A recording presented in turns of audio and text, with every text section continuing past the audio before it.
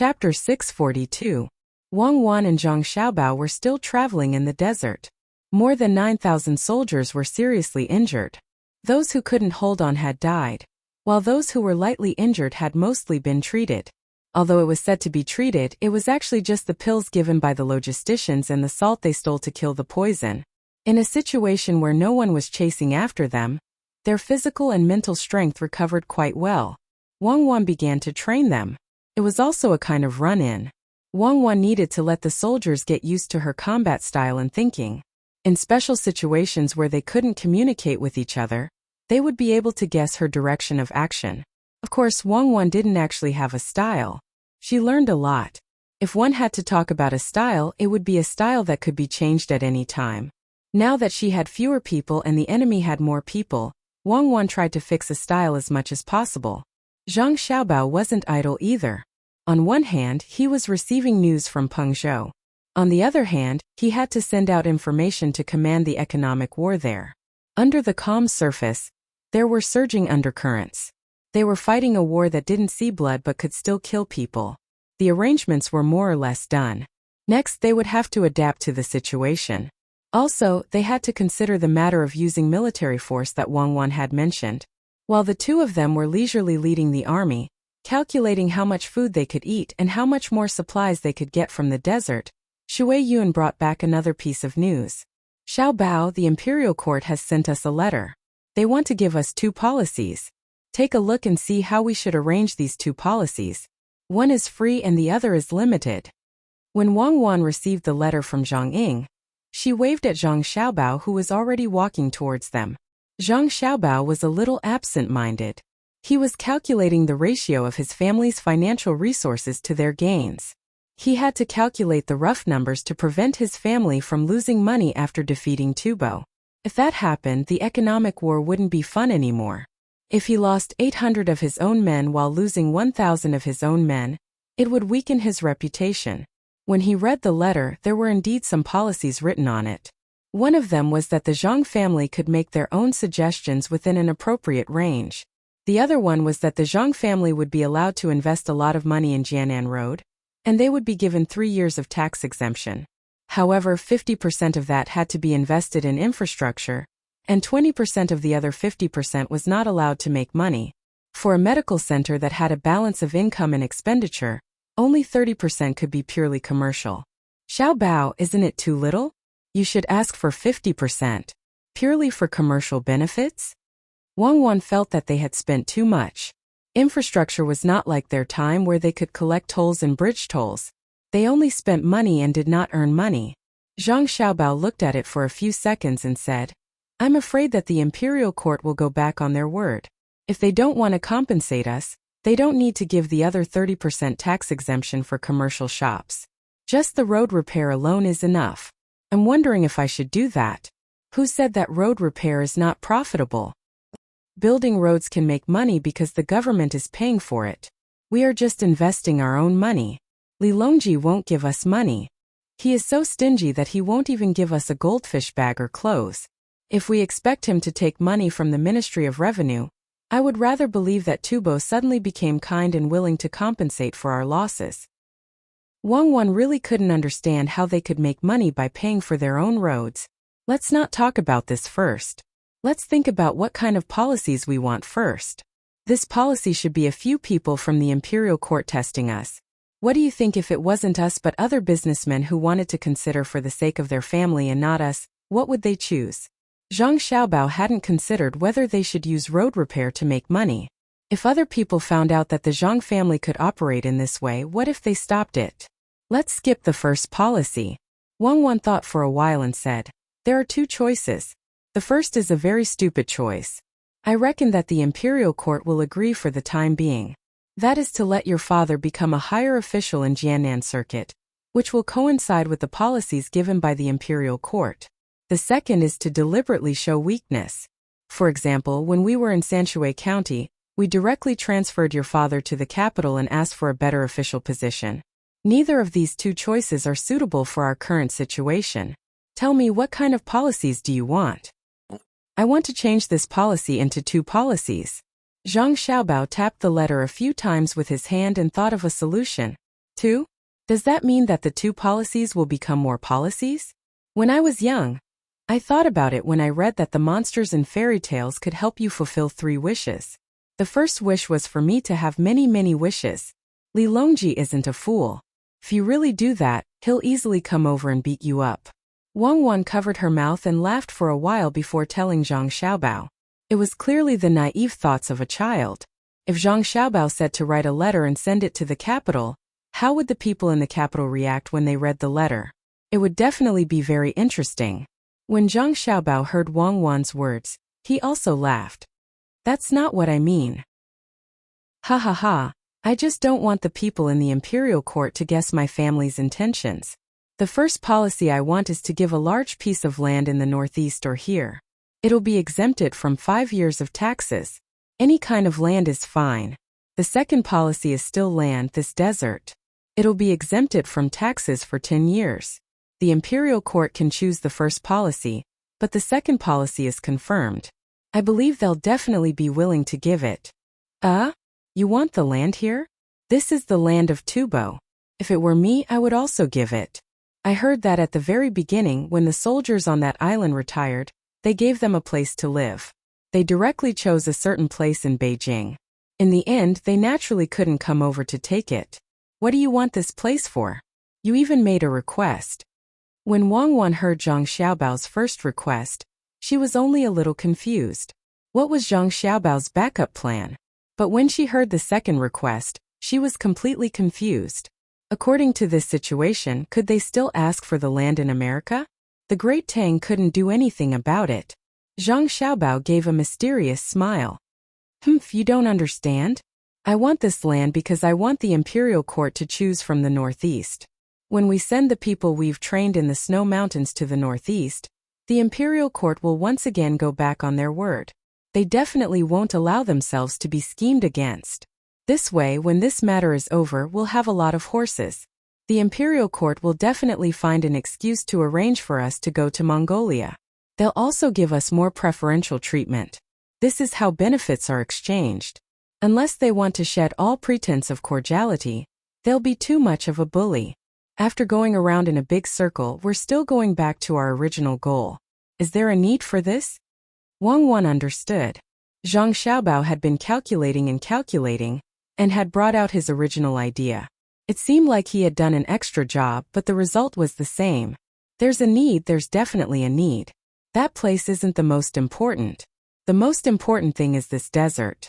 I won't tell you now. You'll know in the future. Come, write the letter. Just do as I say. Zhang Xiaobao didn't say anything more. He indicated for Wang Wan to write the letter. Wang Wan turned her head away. I still have to train. You do what you need to do. Shui Yun acted as the messenger and flew to Pengzhou again. This time she brought a 3-page letter to Zhang Zhong. In the letter, she tried to use short sentences to express the meaning clearly. After receiving the letter, Zhang Zhong asked someone to look after the cement and explosives. He hid in a corner and watched. He even carried the 3 old men behind his back.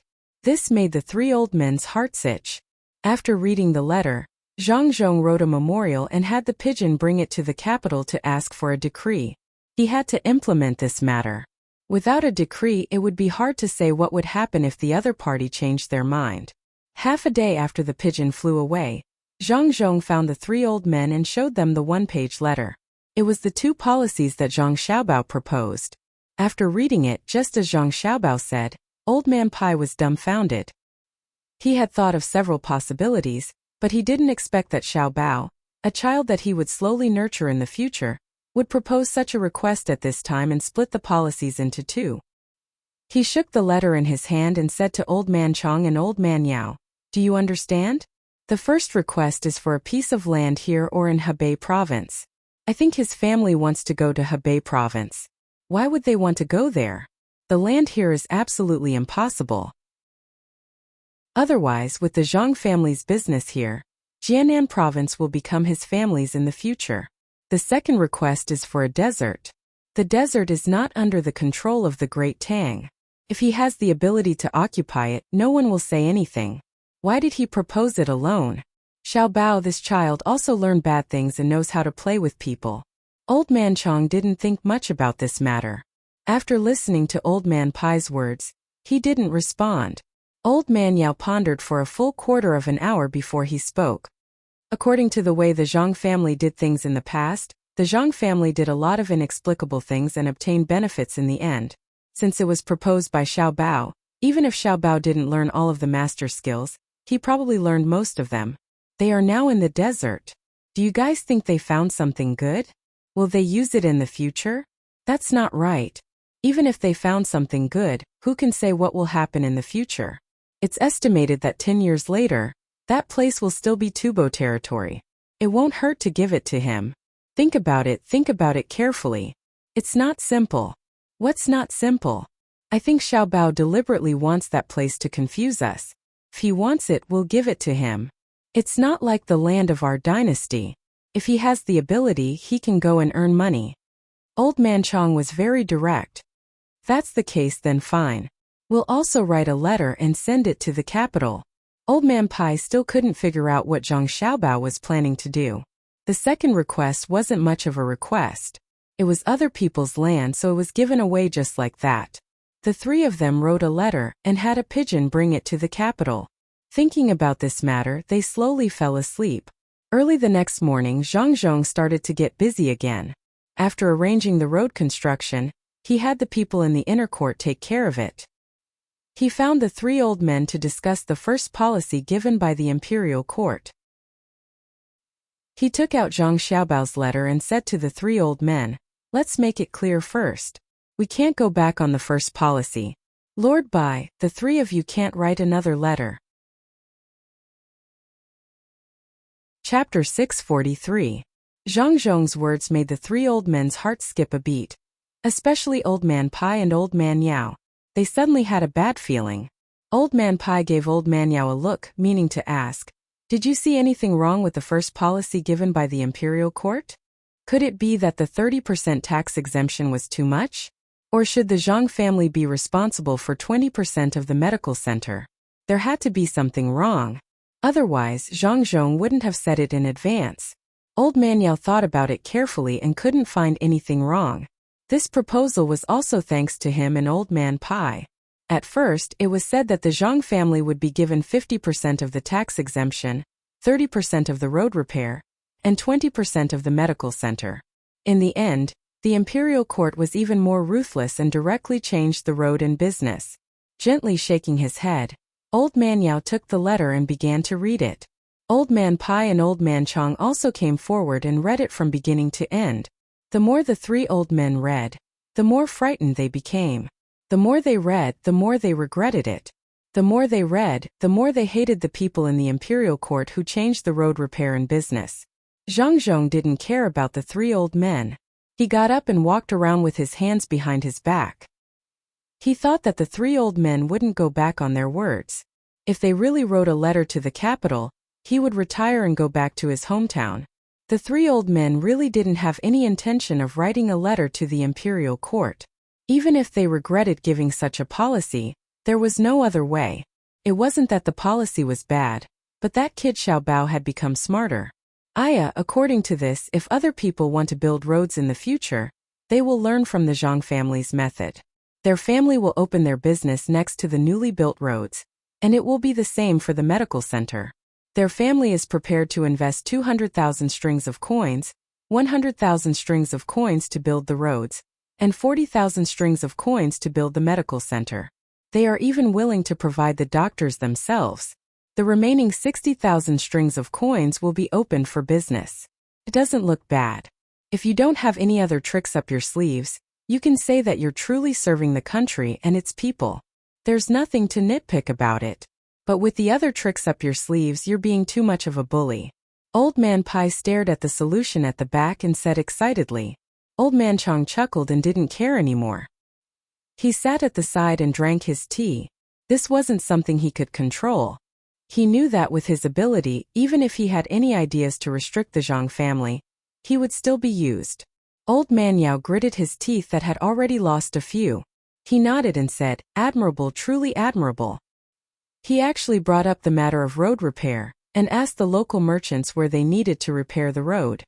He drew a few lines that would not clash with the current road, and he wanted to build new roads where there were no roads. If other merchants wanted to make way for the new road, or if they wanted to do business on the side of the new road, they would have to fork out money to build the new road. If they didn't fork out money, the Zhang family wouldn't build the road where they needed it. They would just take care of themselves.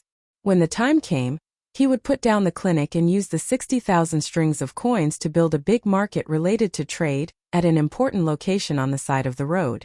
He would use it to attract people to take the good road. At the same time, the Zhang family's fleet would also specifically travel on this road and sell the goods they transported from other places in the market. How did Xiao Bao come up with this idea? What's even more ruthless? In addition to letting the merchants use the money to repair the road, he would also use a portion of the money to invest in the Zhang family's shops. The money used by the Zhang family to build the road would take up 20% of the entire shop or market, and the technology used by the Zhang family would take up 40%. What does this mean? After Old Man Yao analyzed it, he asked Old Man Pai, who had also thought of this matter. Old Man Pai could now calculate such things. He said, "This means that the 60,000 strings of coins of the Zhang family can be used for a lot of transactions. Others would have to invest at least 120,000 strings of coins to take up the other 40%. In other words, the real money used by the Zhang family to open a business is 180,000 strings of coins. They only use 40% of the technology to expand their business by 3 times. Look, there's another benefit for the merchants. This time, when they return, a portion of the things they plunder will be given to the imperial court, and the other portion will be sold. This will be considered the first transaction in the market in the future. Furthermore, in the future, they will organize caravans to go to the desert to collect useful things. Isn't that the land that Xiao Bao wants? With this excuse, they can go out as they please. As for whether they are going to the outside world to do business with Tubo that won't affect the great Tang, or to really go to the desert to collect things or to directly plunder, they have proof. Good, Xiao Bao is really amazing. His calculation is really too good. No wonder his family put in so much effort to build the road this time. They used cement to reinforce the tunnel and even blew up the mountain. So it turns out that they want to build a very good road. Old Man Pai suddenly felt that he was old, really old. He couldn't guess the final goal of the other party just by thinking about it. He had to analyze it from the concrete plan. Who was the one who suggested that they take up 50% of the road? With this, the Zhang family could use this condition to make as much money as possible. The merchants wouldn't object, and they wouldn't dare to hide and not fork out money. The Zhang family's financial resources were enough to support themselves. If they didn't invest now, they wouldn't have such a good opportunity in the future. If they wanted to invest again, they would have to pay a much higher price. Old Man Yao also smacked his lips as he looked at the plan. The most important point isn't this. Look, this is saying that the Zhang family will invest 100,000 strings of cash to build the road. If that's 10% of the total investment, then the others will have to work together to fork out 900,000 strings of cash. With 1,000,000 strings of cash, what kind of road can they build? Connecting the entire Jianan circuit. The Zhang family will be responsible for providing the technology to buy and sell the key roads in the future. They will form a large chamber of commerce and share a portion of the resources. However, the 1,000,000 strings of cash will still be used to buy cement and explosives. The cement and explosives will all belong to the Zhang family. How much money can they make from this? That's right. How much can they make? The price isn't low. I estimate that they can at least make 20% or 30% of the profits. Alright, the Zhang family will be able to earn the money they invested here. Compared to them, they won't have to fork out a single copper coin. They will only be able to take advantage of us. They will just have to provide some technology in the future and bring merchants to Tubo to make money. Their family's caravan will enter Tubo to do business. They won't have to worry about being robbed or killed like other merchants. Who would dare to touch them? Those people are really tired of living. Cuckoo hasn't returned yet. Their family didn't contribute anything at all. I think that when we cooperate in the future, their family will still be able to take advantage of us. Old Man Pai really couldn't think of how Xiao Bao came up with this plan. This was the so-called, to gain something without risking anything. Could this be the legendary cash flow? No, it shouldn't be. Otherwise, Cuckoo wouldn't have agreed. It seemed that this kind of method couldn't be used. He really wanted to see it for himself and let them use it on other countries to see what exactly was going on. Compared to the current method, it would definitely be better. Zhang Zhong waited for a full half an hour before the three old men came over. When they came over, Old Man Pai said to Zhang Zhong, "Yongcheng, you are amazing. You gave birth to a good son and a good daughter-in-law. Don't worry, I won't write a letter to the capital. I reckon that even if I did, it would be too late. Before the pigeons can fly, the imperial court's decree will start to arrive." Sir Bai's praise is wrong. Xiao Bao and Cuckoo still have many things that they don't understand. They are just eager to learn, that's all. I hope that Sir Bai can help us in the future. Is this possible? If you feel that there is no benefit to the people in the country, I will write a letter and have Xiao Bao reformulate the plan. For people like my family, earning money is no longer the most important thing. Zhang Zhong said modestly and then asked about the policy. As he said this, he really did have the same thoughts in his heart. If it wasn't beneficial to the people, he would rather not earn too much money. The more Old Man Pai looked at Zhang Zhong, the more he liked him. It was true that the more money a person could earn, the less they would view money as important. Old Man Pai, who had been learning from the Zhang family for a long time, didn't teach for nothing. When he heard Zhang Zhong's thoughts, he said, "There are benefits. It's good for the country and the people. It's not that the merchants here don't have money. Some of them can't spend it locally, so they all go outside to invest. It's just right for them to take out their money. With your family's methods, they won't be able to cause any trouble. In the future, when you go to the capital or Luoyang, the imperial court won't have to worry about your Zhang family doing anything bad. The million strings of cash will be built very well, connecting the entire Jianan circuit.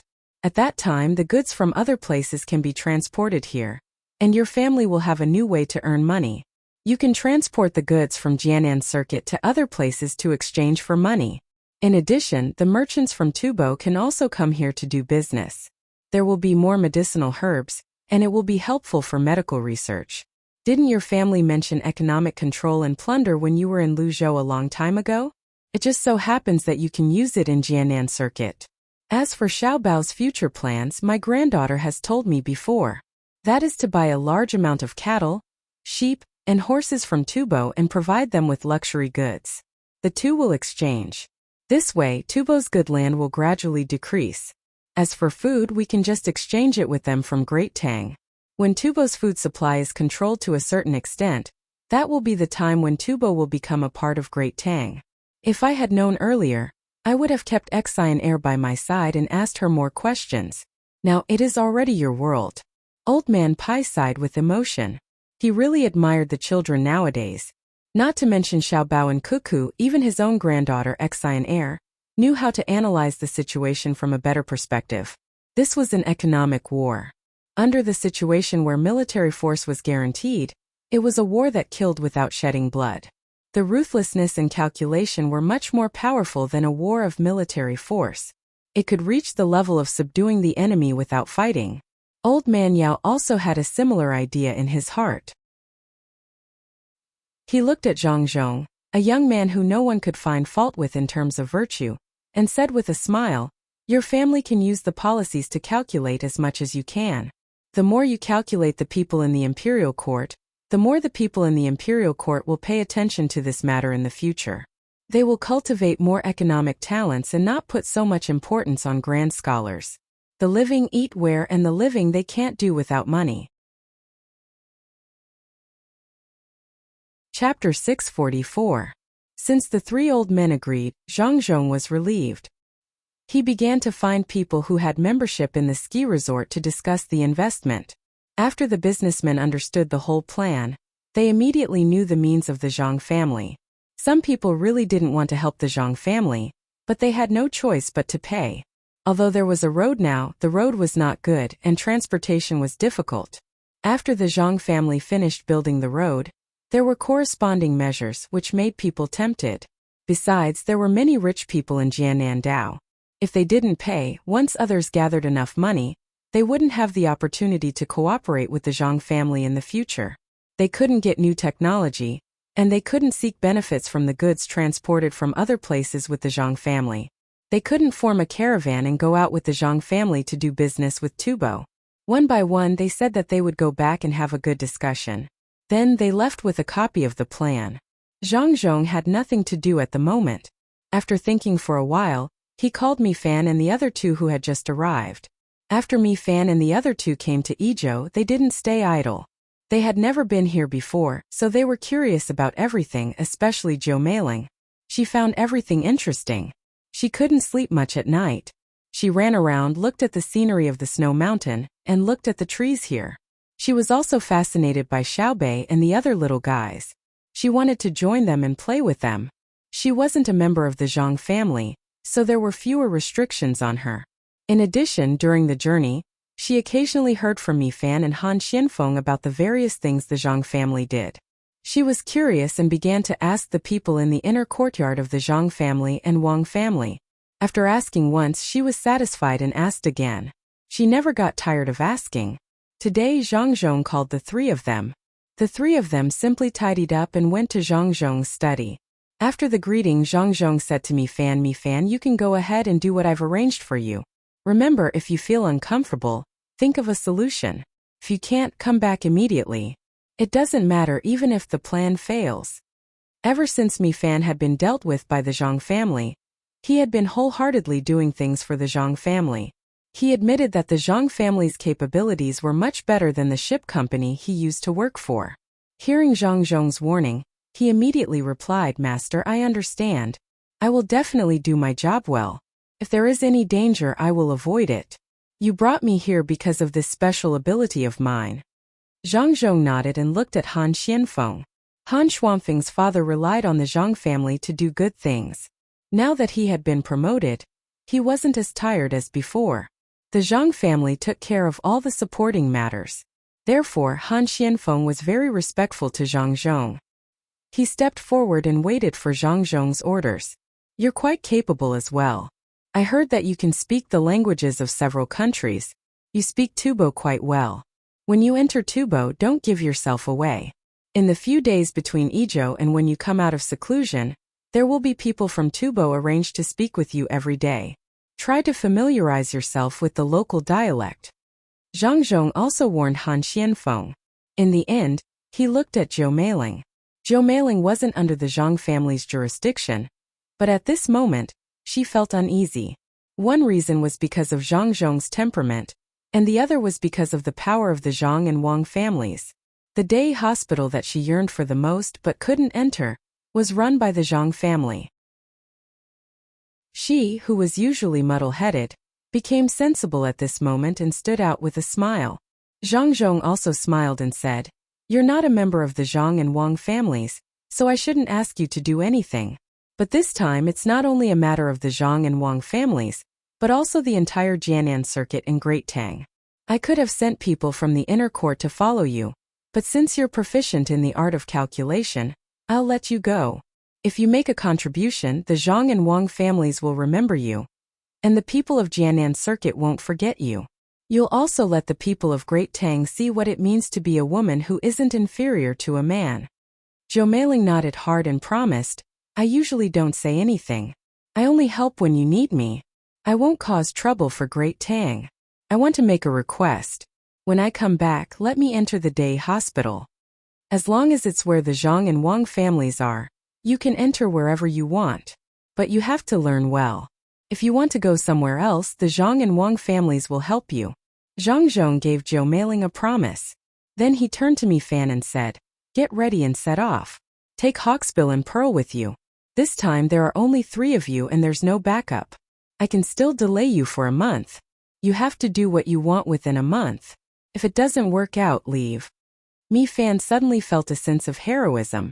She no longer had any worries or discomfort in her heart. She nodded solemnly, turned around and strode away.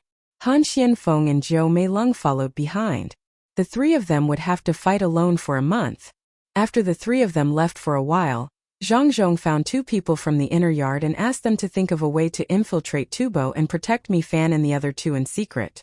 If they were in danger, they had to send Mi Fan and the other 2 away first. Then they could reveal their identities and tell the Tubo that they were from the logistics camp in Idyll. They were also servants of devilish Cuckoo and had come to deliver the letter of challenge. In this way, the Tubo people would have to consider Cuckoo's temper before they killed the two of them. When two countries were at war, they didn't kill the envoys. If they really killed the two of them, they would have to bear the revenge of Cuckoo. At that time, it wouldn't be a team of less than 10,000 people, but 100,000 border soldiers. They would enter Tubo's territory and ask if Tubo dared to do it. Zhang Zhong's arrangements were almost done. He felt much better, but the others might not feel the same. The Qi family had already raised the price of the grain by a lot, but the effect wasn't very good.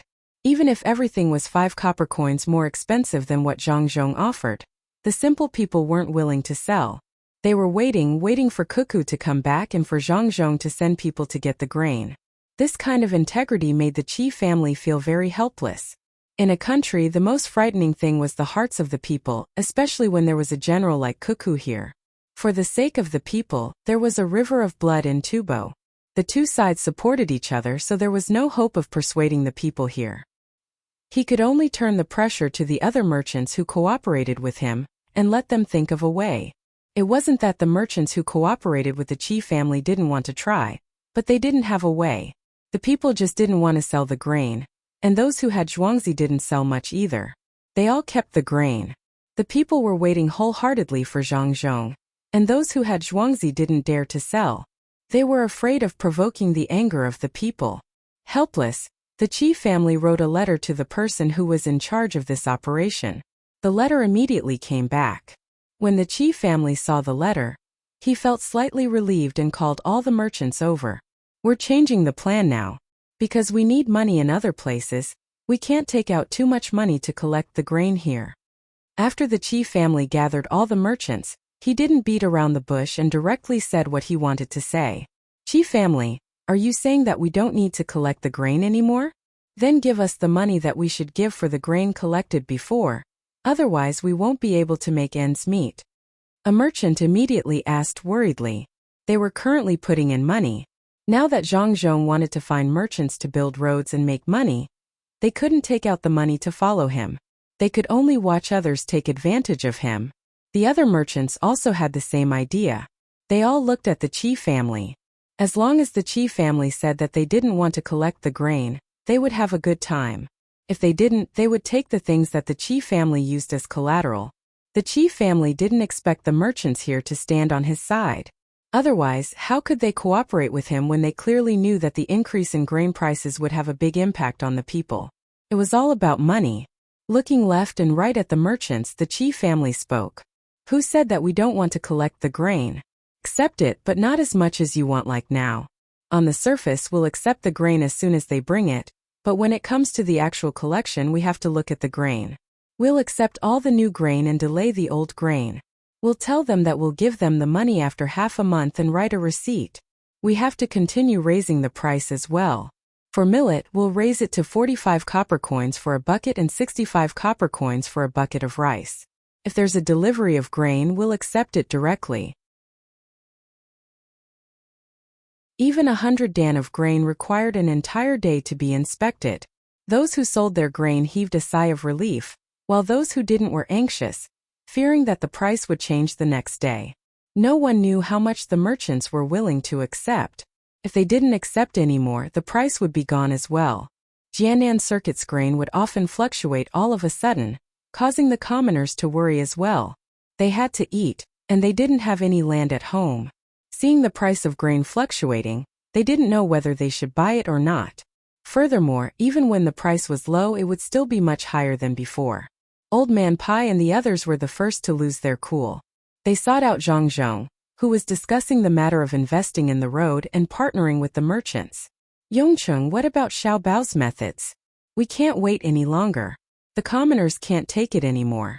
If we don't think of a way to resolve this matter, I'll take out my own grain and share it with the commoners. Old Man Pai was extremely worried. After seeing Zhang Zhong send off a happy merchant, he made a request to Zhang Zhong. Zhang Zhong really didn't understand today's situation. After hearing Old Man Pai's words, he asked someone to come over and ask. After understanding the situation, he took out his tea set. While making kung fu tea for the 3 old men, he said, "They can't take it anymore so quickly. I didn't expect that according to Xiao Bao's estimation, we'll have to wait at least 2 to 3 days. It seems that the Tubo people are quite capable. They know how to use today's method. Alright, then I'll take action. I'll open the Chongping warehouse in Idyll and let the commoners receive grain according to their household registration. Those who don't farm can receive grain according to the number of people. Even if they're rich, they can also receive grain according to the number of people. If we snatch a lot of grain from the Tubo people, our family won't be able to finish it. We'll give it to the commoners and stabilize the market first. We'll wait for them to use other methods. Xiao Bao said that economic warfare is very interesting. Unless there's no other choice, we can't reveal our trump cards. Of course, there are some people who don't know how to fight economic warfare. They only know how to scam the merchants in the end, but they don't care about how the commoners will be affected by the fluctuations. We can't blame them since they don't have the ability. Xiao Bao said that he definitely won't allow economic warfare to affect the commoners. When Zhang Zhong spoke, he puffed out his chest with pride. He was proud of himself and his son. Only his son could say such arrogant words. If he said that he wouldn't allow it, then he wouldn't allow it. Just like his daughter-in-law, he forced the Tubo army of 40,000 to stand guard and didn't dare to move forward. Old Man Pai and the other two were stunned by Zhang Zhong's words. They thought that Chongping Song was the last resort, but they didn't expect that it wasn't. The Zhang family still had a backup plan. Old Man Pai and Weiwei nodded and took a cup of tea. They drank half of it and poured away the rest. They said to Zhang Zhong with satisfaction, "Yongqing, this is the right way." It seems that Xiao Bao has learned a lot. The Zhang family's way of doing things is unpredictable. They always have a backup plan, making it impossible for others to guess where their bottom line is. Okay, Chongping Song in Kai Province. Previously, we snatched a lot of grain from the Tubo people and forced their commoners to the other side of the river. They should be able to last for a while. Yongqing, there's one more thing. Since we're giving grain to the commoners who don't farm, shouldn't we also give some to the commoners who farm? Otherwise, the commoners' hearts will be cold. Old Man Pai had also thought of the things that Old Man Pai was thinking about. He looked at Zhang Zhong from the side and waited for Zhang Zhong's reply. The commoners who were farming had left grain for Zhang Zhong, but in the end, Zhang Zhong had specifically given grain to the people who didn't farm. What would they think? Zhang Zhong held his teacup and looked at the three people's faces. He said, "There are misunderstandings. Otherwise, Chongping Song wouldn't be able to take care of so many commoners. Xiao Bao's plan would also be interrupted, and my family's loss would be great. After a while, we will compensate the commoners who are farming. But we absolutely can't do that now. Those who can't keep the grain can take this opportunity to sell it. Those who are willing to keep the grain, my Zhang family won't treat them unfairly. You don't have to worry about this matter. We have our own arrangements. It's a good opportunity to see how the people are feeling." Old Man Chong had already drunk several cups of tea in a row, but he still wasn't satisfied. When he was about to pick up a new cup and drink it, he heard Zhang Zhong's words. He said to Zhang Zhong, "Yongqing, I'll remember what you said. When the time comes, if your family doesn't compensate, I'll hang myself in front of your house." "Don't, Uncle Zhang. Don't be like this. I'll definitely make arrangements. Don't worry, it's cold again. The construction in Kai Province is almost done. We need to expand outward. No matter what, I have to make the commoners here better off before I leave Jiannan Province. As for the war at the front line and the economic war at the rear, you don't have to worry too much about them. Those are small matters. Whether or not the commoners can live well is a big matter." Zhang Zhong smiled and stopped Old Man Chong. Old Man Chong had a bad temper. He couldn't do anything to the Zhang family, so he wanted to use his life to force them. Zhang Zhong didn't dislike it. He said to the crowd, "It's very simple. First, take their grain but don't give them money immediately. Tell them that we will give them money after the inspection, but we can write a written agreement. If the inspection is good, we will not accept the compensation. If we can't accept the compensation after the inspection, we will tell them the reason. As long as they can get through this period of time, you can do whatever you want." "Master Qi, your idea sounds good. But what if there is really no money to accept the compensation? Don't tell me that we really have to compensate the people? A merchant thought for a while and found the key point of the problem. Master Qi was doing this. Wasn't he trapping them? The other merchants also thought of this. They all looked at Master Qi, waiting for a reasonable explanation. They couldn't be fooled. Master Qi already had a plan. He laughed and said, "You all, not only are you timid, you can't see the future clearly. How about this? If you really don't want to do it, then change the method. Tell the people selling the grain that you are buying grain for a person surnamed Chan. Ask them to send the grain to Tonghua County. There will be someone there to accept it. You don't have enough money to accept it." Master Qi really didn't want to do this. If he did, his usefulness would be reduced. The person behind the scenes mentioned this in the letter, and asked him to make the arrangements himself. If one plan didn't work, then he would use another. Of course, the person behind the scenes saw him as someone who was very good at socializing. He thought that with his ability, he could make the merchants pay for the grain. It was his own lack of ability. He didn't want to admit this, and he didn't dare to delay this matter. He could only tell the other person. The two of them worked together. From now on, that person would be in charge. With a new method, the merchants were satisfied. They left happily and went to arrange their own matters. Soon the people knew about this matter. After estimating the distance and transportation cost, they felt that there was still a lot of profit to be made. They either transported the grain themselves or found someone to hire horses and carriages. The grandiose transportation team headed for Tonghua County in Maozhou. The team was not small. The local transportation industry people had made a profit this time. They all raised the price. The reason was that the road was not easy to travel on. Also, the price of the livestock and food for the livestock was expensive. They could either wait for Zhang Zhong to fix the road or spend more money. Chapter 645. This time Zhang Zhong needed Old Man Pai and Old Man Yao, especially Old Man Pai. He used to be an official in Idyll, and even investigated people in Jiannan Circuit. He was the perfect person to use. Old Man Bai was also surprised by Zhang Zhong's sudden arrival. He said to Zhang Zhong, "Yongqing, we were just about to look for you. I didn't expect you to come. Just in time, accompany this old man fishing." Without saying anything, Zhang Zhong took out the fishing rod he had brought with him. He put the bait on and threw it into the river. He was already used to fishing when he talked to Old Man Pai. According to his son, this was a habit he had developed from being spoiled between the clouds and the water in Sanshui County. Old Man Pai also changed the bait. With a flick of his wrist, he let the hook go into the water. It was unknown what he was thinking. Did he know how to fish? In this kind of flowing water, he actually used a floater. He watched as the floater was washed away by the water and tilted the fishing line, but he didn't care. When Zhang Zhong saw this, he admired him. This was what it meant to be on the level. He said that he came out to fish in the water, but the servants at home gave him a rod with a bottom hook, saying that it was the fishing experience of the young master. Whoever used a floater in the water was stupid.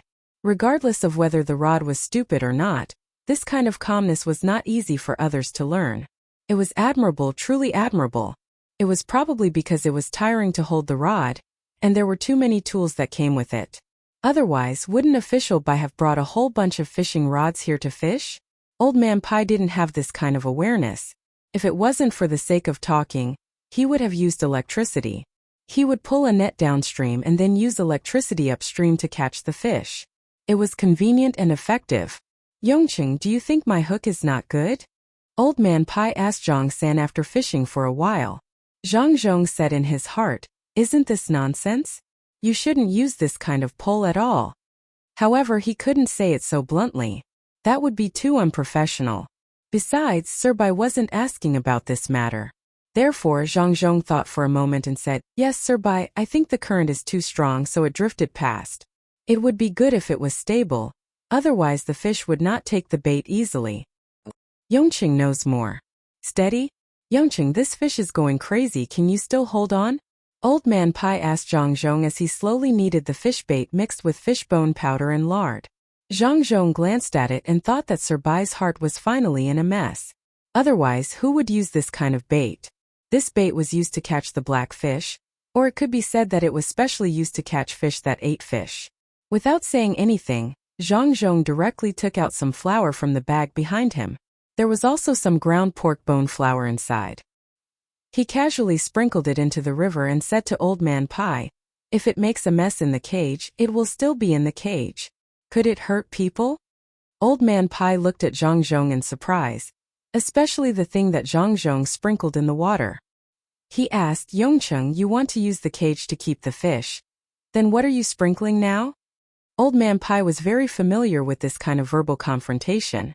An expression, a movement, and even a look all contain different meanings. He had to ask. Zhang Zhong sprinkled 2 more handfuls of flour and answered, "I am making a whirlpool.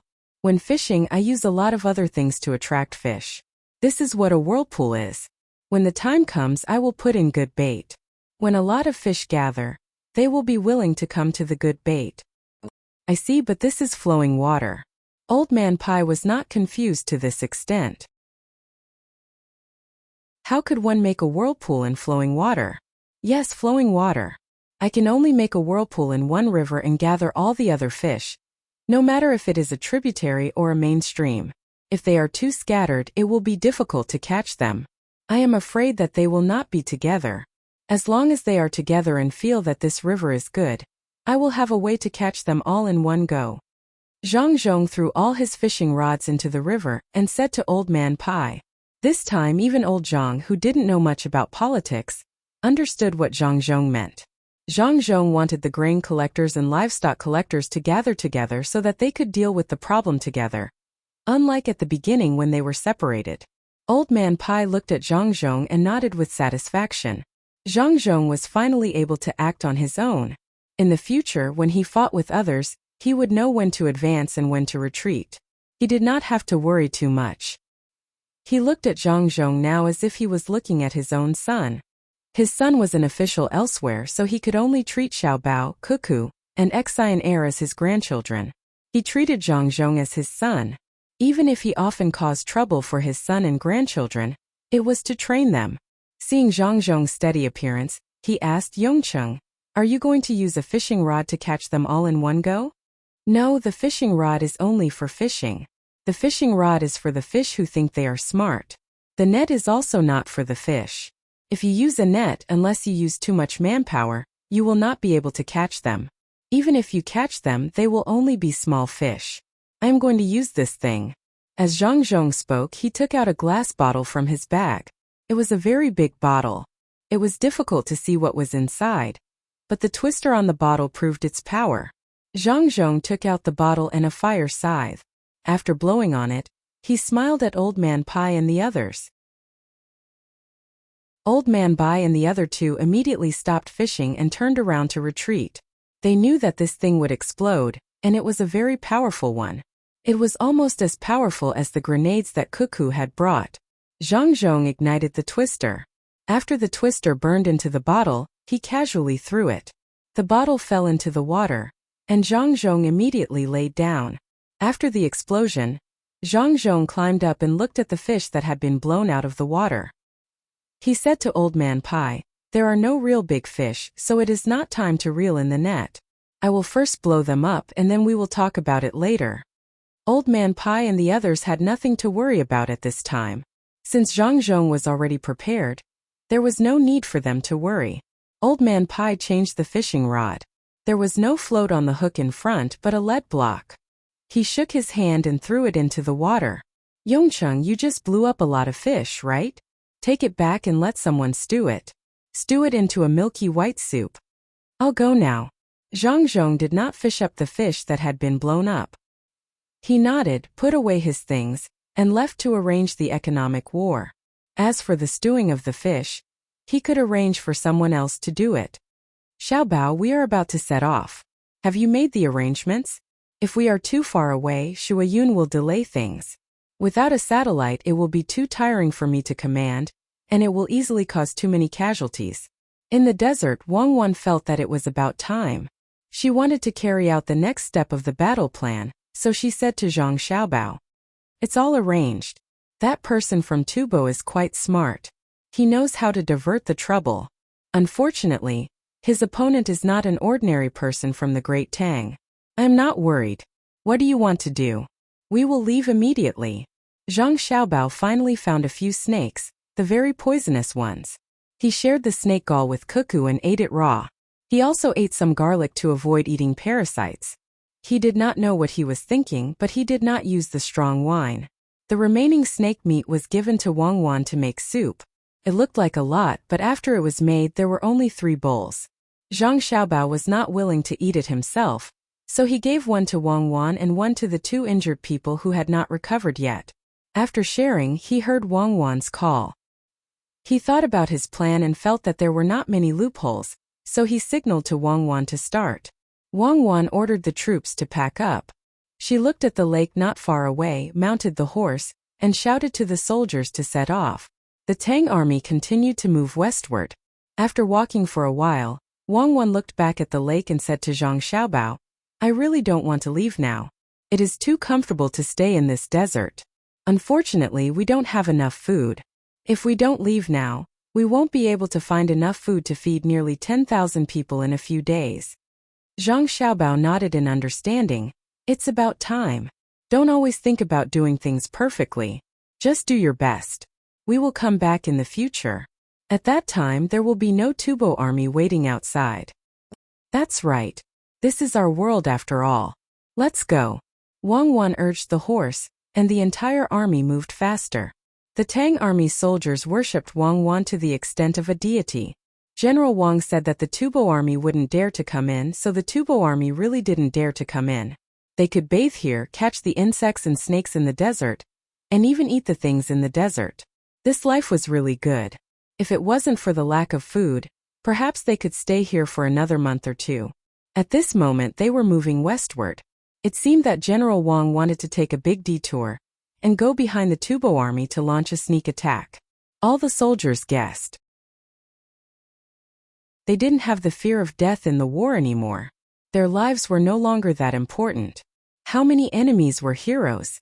If they could go back alive, they would have a good life. Even if they died, their families would also be taken care of. When they came out, they had already thought it through. At this time, Wang Wan also didn't think about the life and death of the soldiers. She knew that if she thought too much, she would stop moving forward. If she wanted to be a general, she couldn't care about the life and death of every soldier. If she could take care of them, she could only take care of them. If she couldn't, she could only resign herself to fate.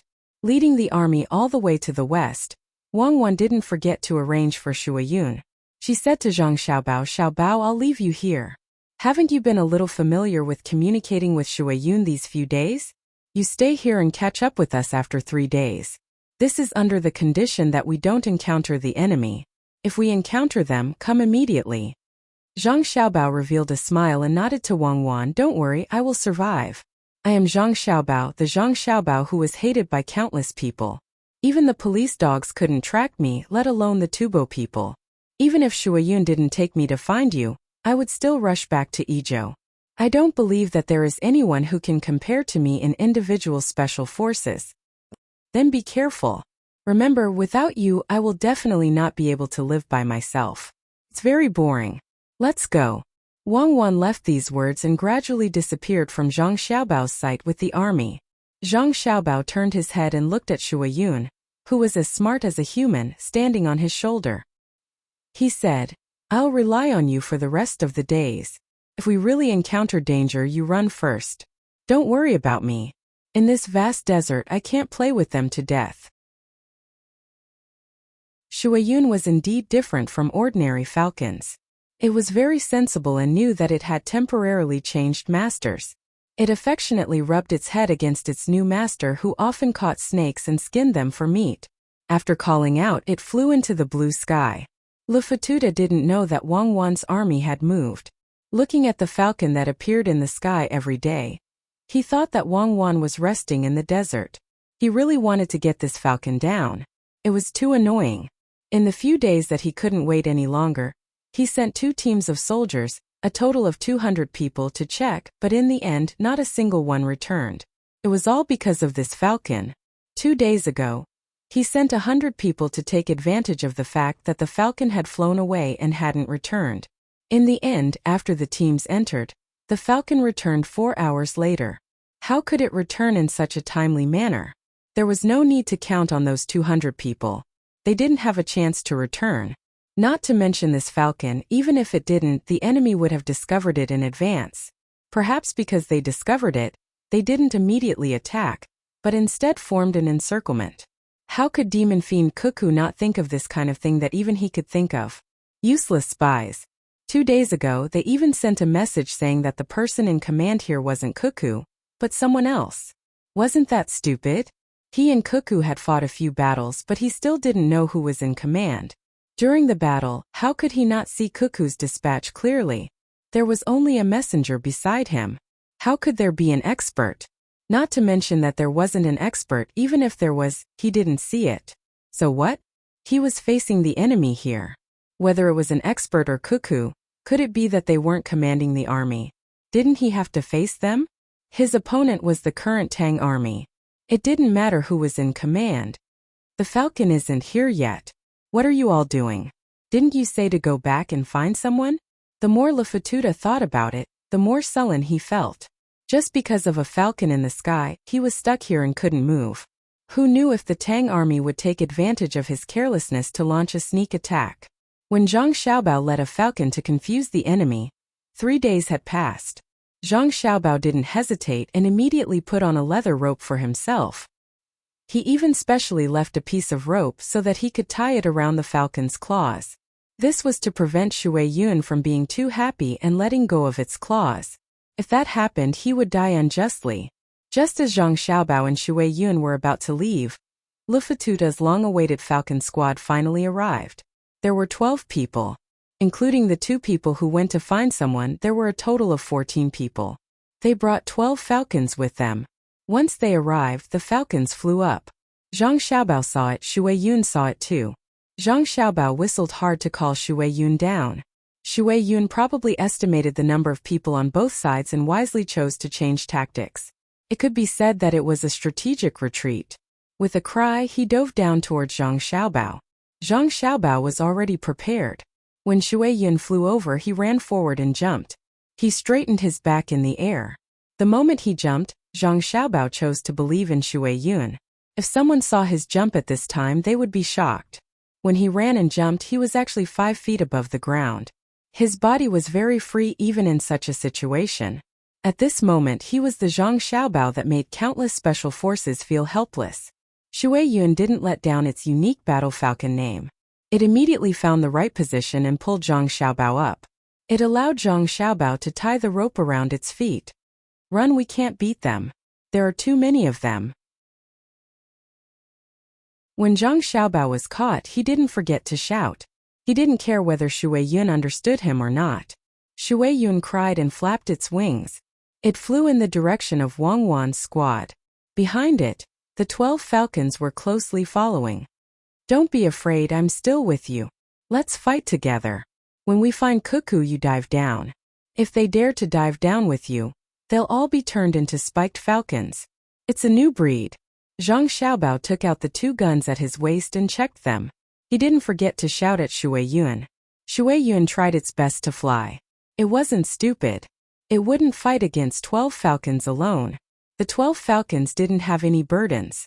Their flying speed was naturally fast. No matter how strong Shui Yun was, it couldn't increase its speed by catching a person. Lufututa rode on his horse and chased after them. He had already seen that there was a person below the falcon. It was the person who was with Cuckoo. He didn't know what he did. According to the intelligence, he was Zhang Zhong's son. Was he here to play? Catch him and kill that falcon. Lufututa was very excited when he thought of the chance to catch the son of Idyll provincial governor Zhang Zhong. He shouted from below. The 12 eagles gradually approached the water cloud and continued to rise higher. Zhang Xiaobao also saw this situation. He shouted at Shui Yun, if you're really smart, fly higher. Don't worry about me. My regulating ability is not bad. I'm not afraid of short of oxygen. Let's work together and get rid of them. Shui Yun didn't know if it understood Zhang Xiaobao's words, or if it was due to its instincts during battle. Shui Yun really did try its best to fly higher. Relying on its different physique compared to normal falcons, it gradually occupied the sky. The 12 falcons weren't afraid. After all, they had a lot of people. They also tried their best to catch up. They wanted to catch this seemingly powerful fellow. Lufututa led his team and chased with all his might. He wasn't slow at all. When he saw the 12 falcons gradually approaching, a smile finally appeared on his face. At this time, Zhang Xiaobao finished checking the gun.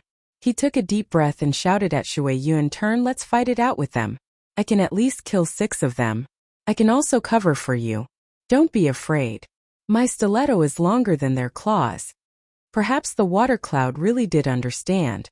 It flew up a little more, drawing a very beautiful arc, and rushed towards the left wing of the pursuing eagles. Its eyes were wide open, and its mouth was slightly moving. That falcon also gathered its courage and rushed towards Shui Yun. It wanted to use itself to delay Shui Yun. Just as the 2 falcons were about to come into contact with each other, Zhang Xiaobao's gun rang out. How could the falcon that was rushing towards them expect such a weapon? It didn't have any time to react. Its head was instantly smashed into pieces. Go, go, go. Zhang Xiaobao put the gun back on his waist and shouted excitedly, "Ga!" Shui Yun didn't expect to get rid of an opponent so quickly. It cried out, shook its wings, and turned around to continue. With another bang, the second falcon was shot down. The scattershot flew out and scraped the neck of the other falcon. That falcon immediately left the team in fear and flew back. Zhang Xiaobao took out the short crossbow on his back and continued to charge with Shui Yun. This kind of aerial battle was very comfortable.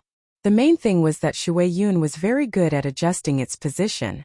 It had the height and speed and was very agile. Zhang Xiaobao felt that it was more comfortable to charge from above. The third falcon was shot down by him. He didn't use the crossbow but a sleeve arrow. The members of the seedling protection team already had so many things on them. How could he not have enough? Another sleeve arrow took care of the 4th falcon. Shui Yun excitedly continued to chase. With a dive, the 5th falcon was killed. This time it wasn't Zhang Xiaobao's crossbow arrow but the flying locust needles on Zhang Xiaobao's belt. When the 6th falcon was shot down by Zhang Xiaobao with the short crossbow, Zhang Xiaobao changed the weapon in his hand to the short bow. He also held a military knife parallel to the bow arm and was ready to continue the battle. The remaining 6 falcons were finally scared and flew down. Before Zhang Xiaobao shouted for Shui Yun to retreat and stop chasing, Shui Yun knew what to do. It was also scared of the arrows below and didn't have any intention of chasing. It flapped its wings and ran away. Lufututa and his cavalry watched the man and the falcon leave just like that. Motherfucker, he ran away? What was that thing? He took care of a falcon in one move. Lufututa looked up at the sky and said in a daze. There were already people around him picking up the 6 falcons that were shot down. The 12 falcons helplessly sighed. They understood that the dead falcons were still okay. The remaining 6 falcons had lost their courage to continue the battle. Falcons were like hunting dogs. When they met a strong opponent, they would either fight to the death or become useless. Chase, chase. That Xiaobao probably can't do anything anymore. Lufututa didn't know so much and still shouted at the 12 people. One of the 2 original falconers stepped forward and explained, "General, we can't chase after it. Since the falcon has returned, as long as we meet this falcon in the future, we won't have the courage to fight with it. It's just like some people, once they've been beaten into submission, they won't dare to summon up the courage to fight again." Lufututa didn't expect this result. He looked at the person who spoke and then at the 6 falcons that landed on the ground. He thought for a while and sighed. Sigh. Don't they know that they didn't lose to the falcon but that person? Won't it be like this in the future? General, it's more or less the same. They probably knew that it was that person but that person isn't important. What's important is that they know the difference between them and the falcon.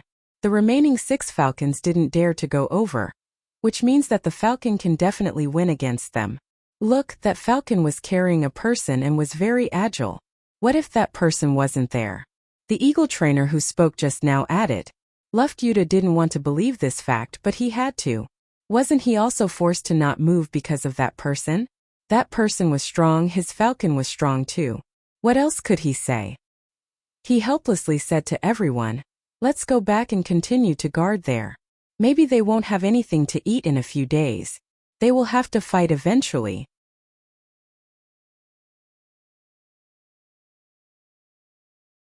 Chapter 646. The autumn sky was blue, and the maple leaves were red, swaying with the wind. The desert was desolate, and the light cavalry was nowhere to be found. The rich went hunting while the poor were pickling vegetables. The Tang Empire and Tubo discovered something at the same time. Cuckoo's light cavalry was gone, and there was no more news from Pengzhou. Lufututa let the falcons circle the sky, but they couldn't find the 10,000 people hiding. He sent a small team into the desert to take a look, but they still didn't find any traces. He wanted to send a large team in to search, but he was worried that they would be ambushed, so he could only foolishly wait. He also cooperated with the people of another division to train the troops when he had nothing to do. Zhang Zhong also didn't get any news for 10 days. He was worried, so he tried not to think too much. Old Man Pai and the other two were also restless. They didn't know what the two little guys were going to do, and they didn't even give them a letter. The three couldn't sleep at night, so they put on their clothes and went to find Zhang Zhong. They didn't care if Zhang Zhong was sleeping or not, but the servant told them that Zhang Zhong went to the little girl and the little boy. The three then went to Xiaobei and the other little guys. When they arrived, they found that Zhang Zhong was persuading the little guys to sleep. During the day, the little guys missed their brother and sister, and kept asking them to come back. The maids didn't listen to them no matter what. In the end, Pomegranate, who tried to use the wood of the maple tree to grow fungi, took a few maple leaves and stuck them on the folded paper boats. She asked the little guys to write what they could think of on the boats, and sent someone to send them to the river and put them in the water. She said that Chofeng would take the maple leaves to tell the little boy and little girl, and they would come back when they knew. In the end, the little guys were led to the mountain to pick maple leaves. They picked a lot of them, and when they came back, they folded the paper boats and stuck them on themselves. They put one on the side and planned to put it in the river at dawn. They didn't sleep. After Zhang Zhong found out about the situation, he came over to persuade them. He arrived not long before Old Man Pai and the other two. The little guys were not very nimble, and when they stuck the maple leaves on their bodies, they got sticky all over their bodies. However, they did not care. They stuck the maple leaves excitedly, and had already stuck more than 500 boats. I'll just write, I miss you guys. No, I've already written, I miss my brother. No, I've already written. When the three old men arrived, Xiaobei was frowning as she tried to think of a vocabulary. How much vocabulary did she have? She wrote down everything that she could think of, but there were a few that were repeated. She was so anxious that her little mouth was pursed, and it looked like she was about to cry. The old man Pai walked in front of Xiaobei, reached out his hand, and touched Xiaobei's hair as he said, "Just write that the mountains are high and the rivers are far apart, and the heart is bright." Xiaobei was stunned. She raised her head to look at old man Pai, then lowered her head to think.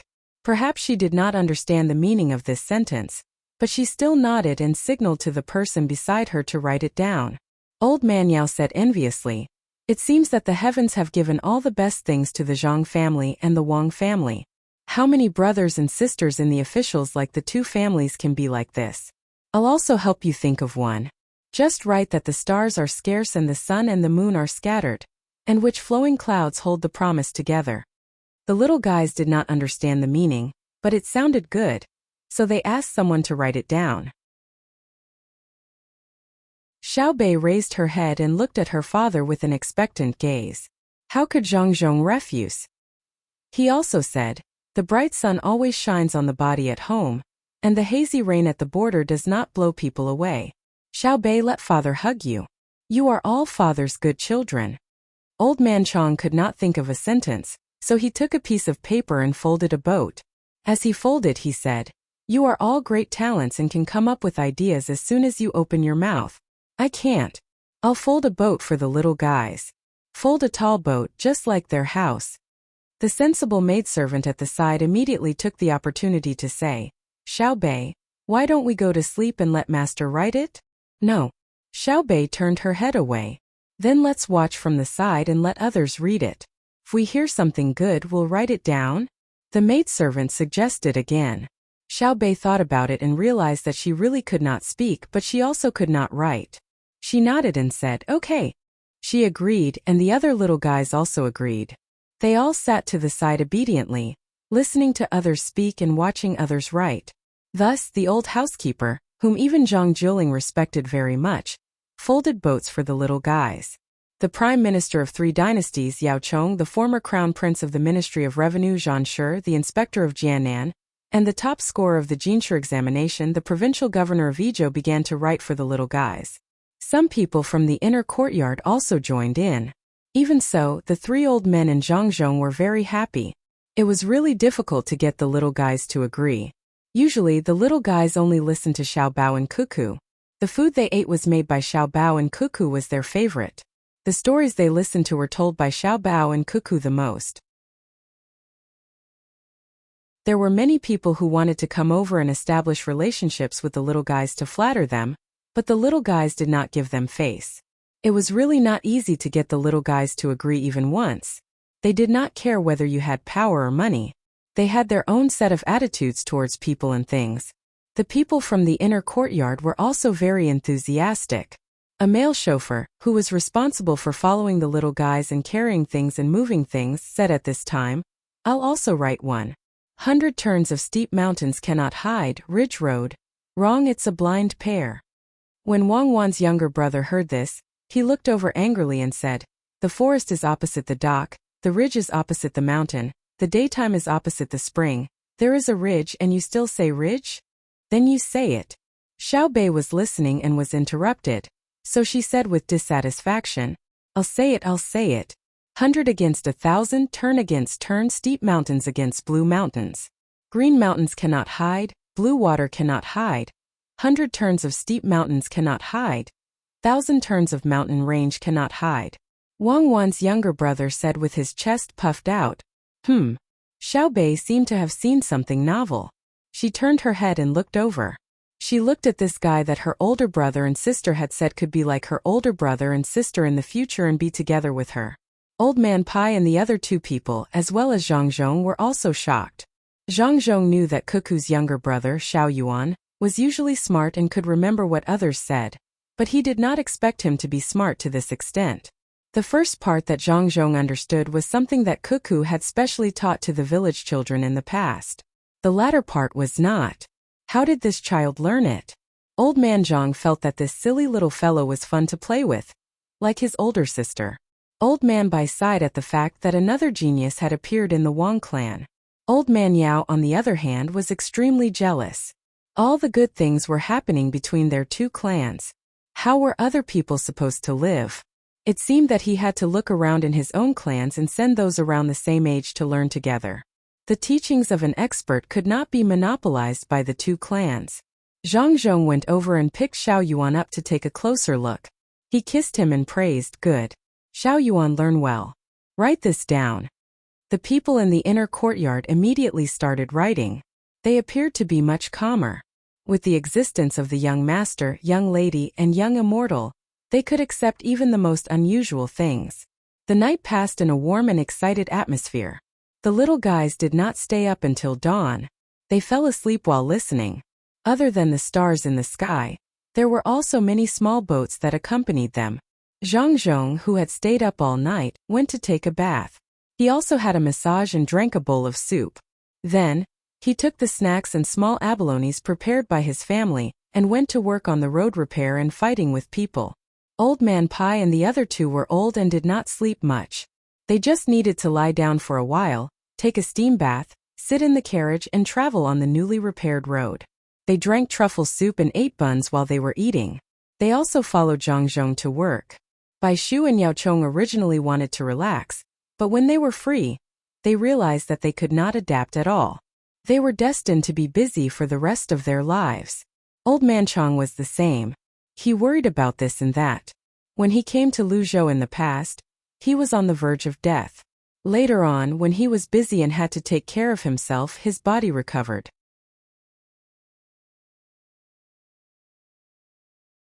They showed that they were angry, but they were not really angry. They did not seem to care about this kind of scheme, or it could be said that they looked down on this kind of scheme. They let Xiao Bao and Cuckoo ask for benefits. This is also the existence of rules. If you scheme against others and want to use others, you have to pay an extra price. If you give them the corresponding exchange conditions, they will continue to play with you. If you don't, they will not play. This is a kind of detached mentality. They look down on everyone in the world. At the same time, they are not arrogant. Their family is like this. Old Man Pai summed up his opinion of the Zhang family and Wang family through his own observation. They did not care about what they had to give or receive, but whether or not they followed the rules. If they were really schemed against, they were willing to lose more benefits. However, if it was not this kind of relative fairness, they would not be happy. It was like playing a game of Monopoly. Winning or losing did not matter.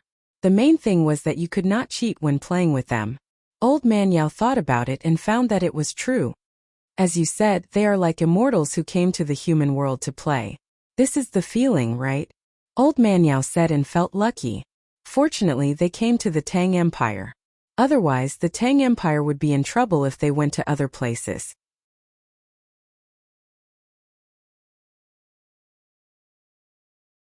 Chapter 647. The sudden news shocked the three old men. Why did they suddenly lower the price? Catch up with Governor Zhang's carriage? Old Man Pai could not figure out how the Tubo people operated. He could only chase after Zhang Zhong and ask him. Xiao Bao had not sent any news for many days, and he did not know if Zhang Zhong could handle it. Did they need to mobilize the experts of the Zhang family? After a while, the two carriages joined together. Zhang Zhong asked them to stop and open the curtains. He looked through the glass window. The three old men walked down one after another. Old Man Chang knocked on the door of Zhang Zhong's carriage. Yongcheng opened the door. Uncle Zhang, official by official Yao, please come in. Zhang Zhong did not know what was going on, so he opened the door and let them in. When the three old men entered, they started to sniff. There was a very faint fragrance in Zhang Zhong's carriage. It was not the fragrance of sandalwood, nor was it the fragrance of agarwood. It was the fragrance of flowers, but they did not know what flowers they were. When they looked at Zhang Zhong's carriage, they found that it was changed. It was not the original one. It was more spacious than the original one, and the layout inside was slightly different. Old Man Pai looked around and was not in a hurry to talk. He asked Yongcheng, your carriage? It was changed. The original carriage was taken away by my father. My father also has an official position. He needs a good carriage when he goes out. I wanted to make a new one for my father, but he did not agree. He took away my carriage and asked me to make a new one. All fathers in the world are like this. They give good things to their children. When Xiaobao and Cuckoo come back, I will ask them to help me decorate the carriage. They have a lot of ideas and know what to do. An old man can be comfortable. Official Bai, are you smelling the ink? Here, the ink made by my family was just made not long ago. Xiaobao and Cuckoo said that the fragrance of lotus flowers was good, so Hua Jing suggested it. The cuckoo is said to be pure and clear, to be seen from afar but not to be touched. It is the flower of a gentleman, so I added it to the ink. Between the lines of painting and calligraphy, the ink contains a fragrance, faint but not dissipating, not disappearing for a long time. It lingers around a gentleman. Why should I fear enchanting? I used it. Although I am not a gentleman, I have a pure and clear heart. Zhang Zhong explained the reaction of the carriage and the three old men. Ah, there is such a good thing? Yongcheng, if you have good things in the future, you have to think about the poor old man first. The things in your family are not stained with gold or silver, nor are they inlaid with jade, but any one of them is not simple. I just ran out of ink. Last night I was worried about where to find more ink. You have some, give me a few pieces. I will use them first. Old Man Pai's eyes lit up when he heard Zhang Zhong's words. Good things, really good things. He was really good at hiding.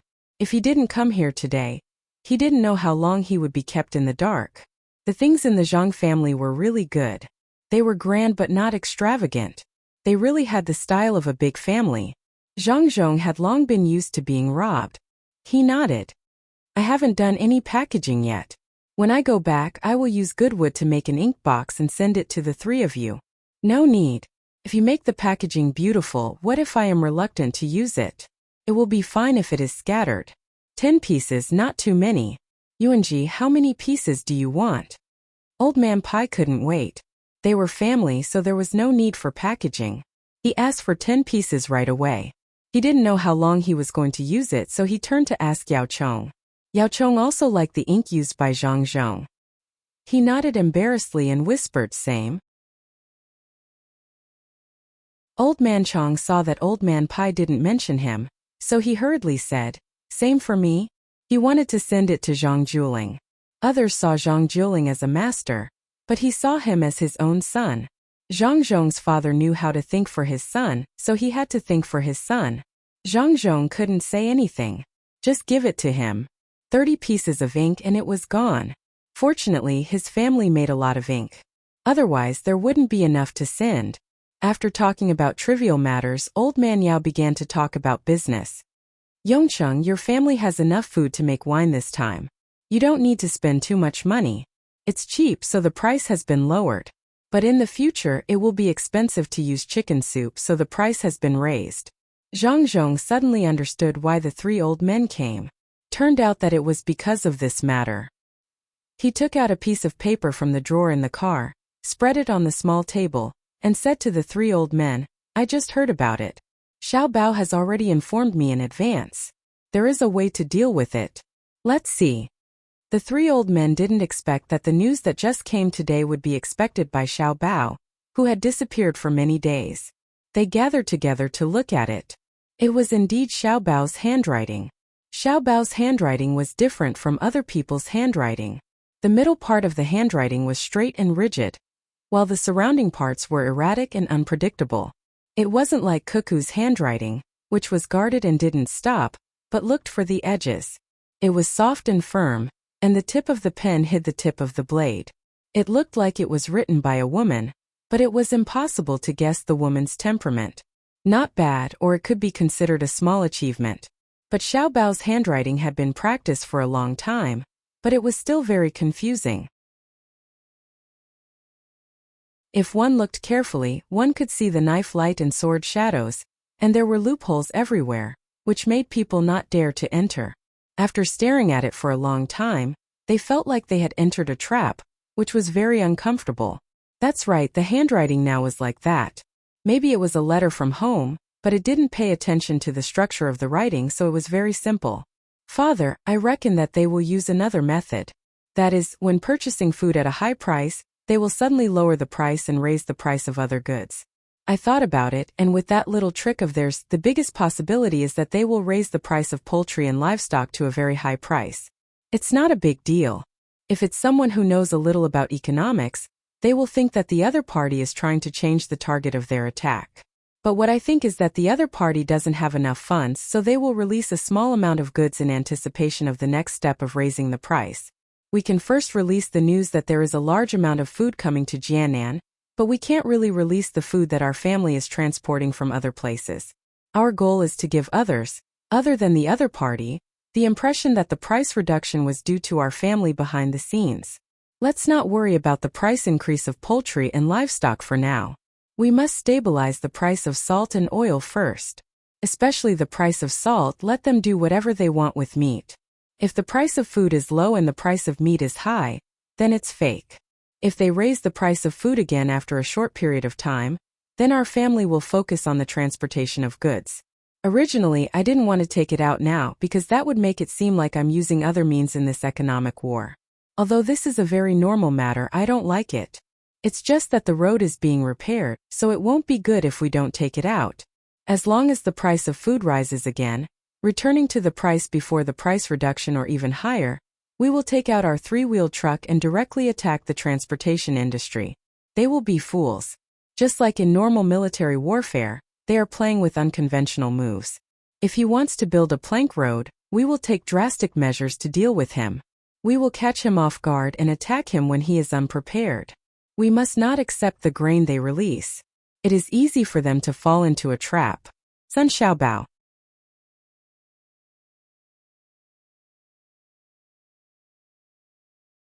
Chapter 648. Old Man Pai and the other two looked at Xiaobao's straightforward and slightly long-winded words.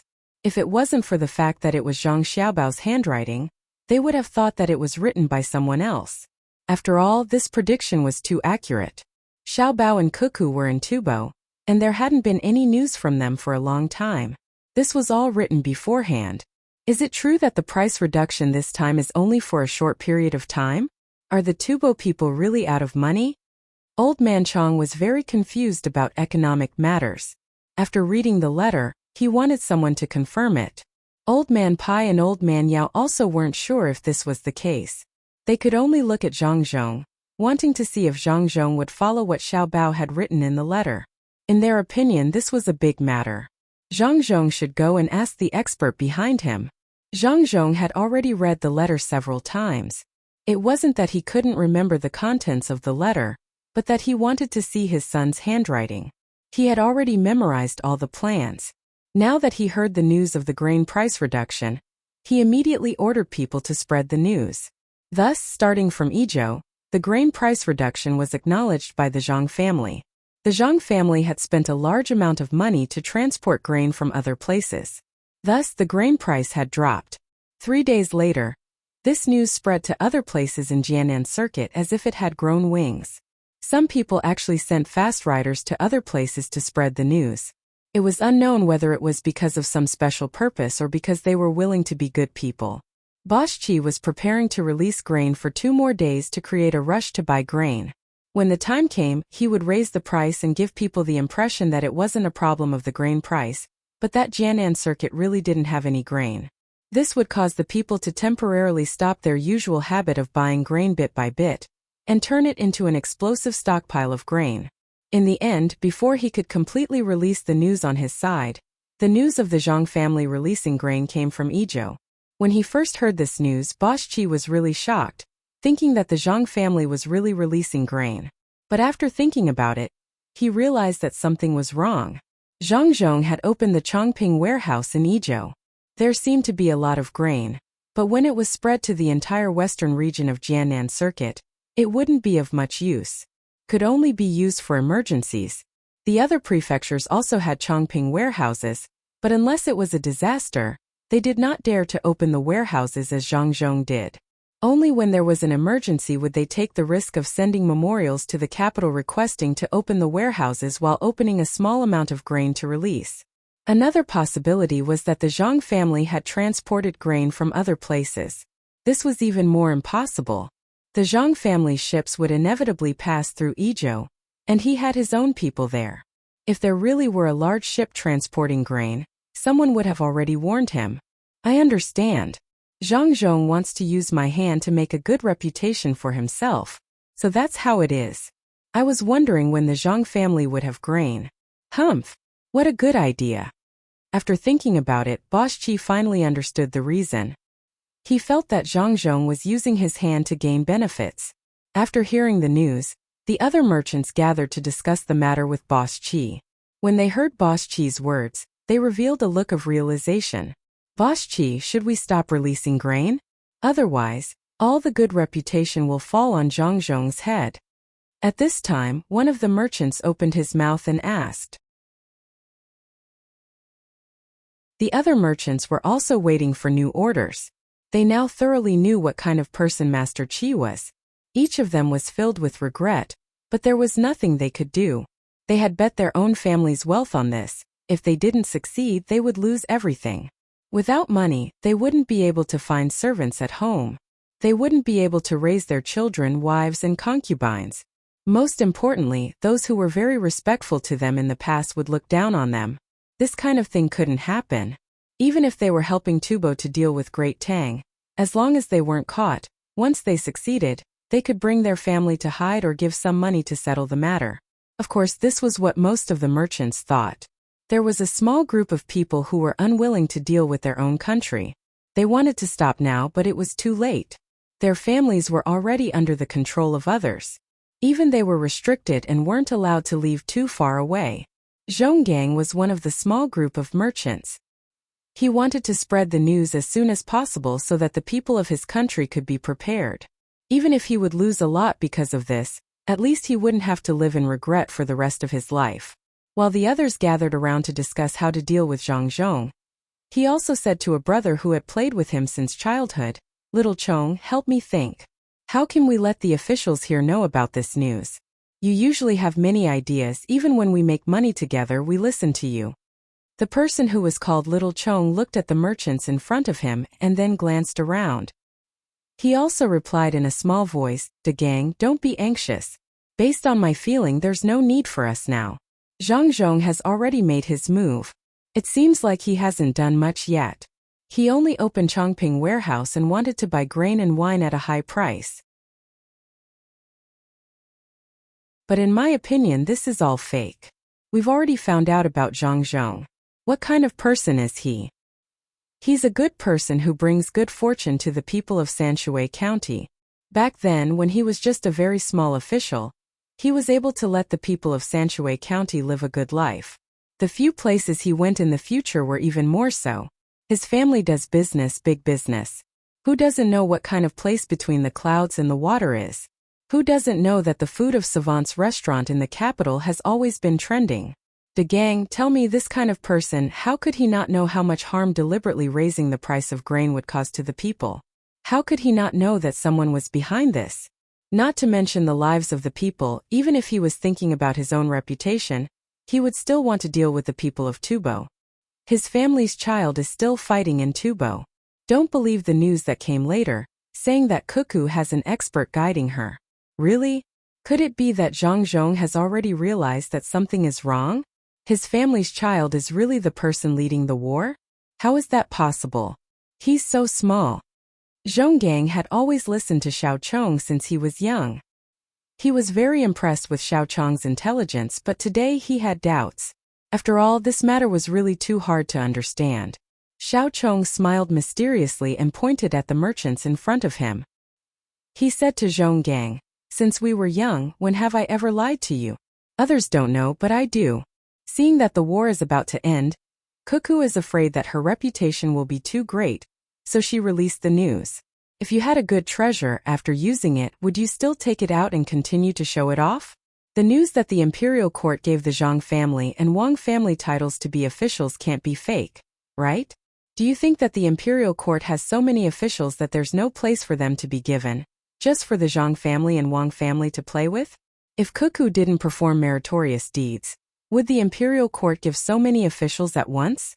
Think about it. The men of the two families are all officials, and the women are all noble ladies. If the two families are linked together, how big of a force would that be? Xiao Chong spoke very confidently. Normally, he liked to think about all kinds of things and connect all the dots together. That was why he and Zhonggang were able to start from scratch and amass a considerable amount of wealth before the age of 30. He was able to connect the dots that normal people didn't want to think too much about. The more Zhonggang listened, the more he felt that this was the case. After hearing Xiao Chong's words, he finally relaxed. However, just as he was feeling more comfortable, he heard the merchants in front of him laughing meaningfully. His heart was in his throat again. He asked Xiao Chong, I still don't feel confident. The Tubo people have already collected a lot of grain, and even sent a lot of powerful people to hold down the fort. On the surface, I know that the Qi guy is taking the lead. Things have already come to this point, but Zhang Zhong still hasn't made any big moves. Will it be too late? Xiao Chong looked at Zhonggang's anxious eyes and sighed helplessly. He then comforted him, don't think too much. How do you know Zhang Zhong hasn't made any big moves? Haven't you played the game of Monopoly? I have. You always let me play, but I'm too stupid and can only play at the simplest level. Unlike you, you've already taken the top-level exam twice. Although you haven't passed yet, you'll pass soon. You probably just need to take the exam again. What does this have to do with games?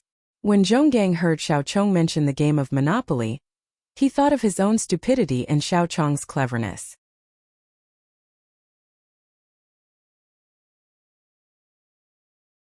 In the end, they met someone.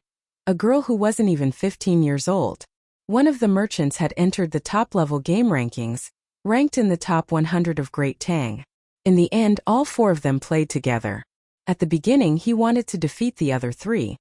But as he played, he realized that something was wrong. That girl was really too powerful. In the end, he had no choice but to team up with two other people who were also very powerful, about the same level as me, to deal with that girl. This game lasted for a full 3 days, and all three families lost. At the beginning, they didn't bring their own items. They had the same capital and the same map, but in the end they were killed by that girl until they could only parry and didn't have the strength to fight back. That girl is Bai Shu's granddaughter, Bai Xin. Xiaochong revealed a very important piece of information. After saying this, he looked at Zhonggang with shining eyes. Zhonggang looked at Xiaochong in confusion and asked, "Then what does this have to do with the person ranked number 10? Are you trying to anger me to death?" Xiaochong pointed at Zhonggang, speechless. Zhonggang finally reacted. His eyes widened and he said in shock, "Xiaochong, you're saying that Bai Xin is that person ranked number 10? The person ranked number 10 is actually a girl?" As a girl, and also Sir Bai's granddaughter, no wonder she's so mysterious. She's really not inferior to a man. Yes, you're right. If she wasn't so powerful, how could she defeat a team of 2 people who had also entered the top-level game? The people on the top-level game rankings really live up to their reputation. In that case, with her in charge, everything will be arranged well? She's not the one pulling the strings behind the scenes. After she beat the 3 of them, she said something. She said that she was nothing, and that even the number 1 young master song was nothing. They were still playing, and that the truly powerful person wasn't even on the leaderboard. That person, even if the top 10 people combined with the entire world as a whole, they still wouldn't have the courage to face him. He's already mastered the art of economy to perfection, Xiaochong said with a face full of yearning. He really hoped that one day he could enter a top-level game and meet the heroes of the world. It would be best if he could first play a game with Bai Xin and see what kind of ability the person ranked number 10 had. Zhonggang didn't think too much about it. He couldn't enter the game anyway, so he wouldn't have a chance to play with that person. Once the person reached a certain level, he would no longer be an opponent, but an existence to look up to. After hearing Xiaochong's words, he thought for a moment and said, "Xiaochong, are you saying that the more powerful person is in the Zhang family, and this time he will make a move? Who is he? How would I know? What I want to say is that you don't have to worry. Tubo won't be able to cause much trouble this time. Just follow them and watch. Maybe you can learn something from this commercial war." Alright, everyone is leaving, so let's go too. For now, let's listen to Boss Qi. Xiaochong finally comforted Zhonggang. Seeing that the people in front of him were almost done with their discussion, he walked over and took the mission he was going to accept. After reading the content on the paper, Wei Wei smiled and left with Zhonggang, who had also accepted the mission. Seeing the merchants leave, Boss Qi sat on the futon and felt that something was wrong. He muttered to himself, "Could it be that some of the merchants are unstable? That doesn't seem to be the case. I knew that there would be people who wanted to quit, but they couldn't. There was no chance. They and their families were all being watched, so it was impossible for them to report anything. Maybe the Zhang family really sent food over? That can't be right. If they really sent food over, they would have taken it out and released it in large quantities. They don't have enough money to continue buying. Men, write a letter to the higher-ups and ask them what they should do next." Boss Qi, who couldn't figure it out, didn't want to waste any more time. He left the matter to the higher-ups and began writing the letter. 3 days later, most of the western provinces of Jiannan province saw the price of food rise again, even higher than before. The news that spread was that there was no more food, and no one knew where the food had been shipped to.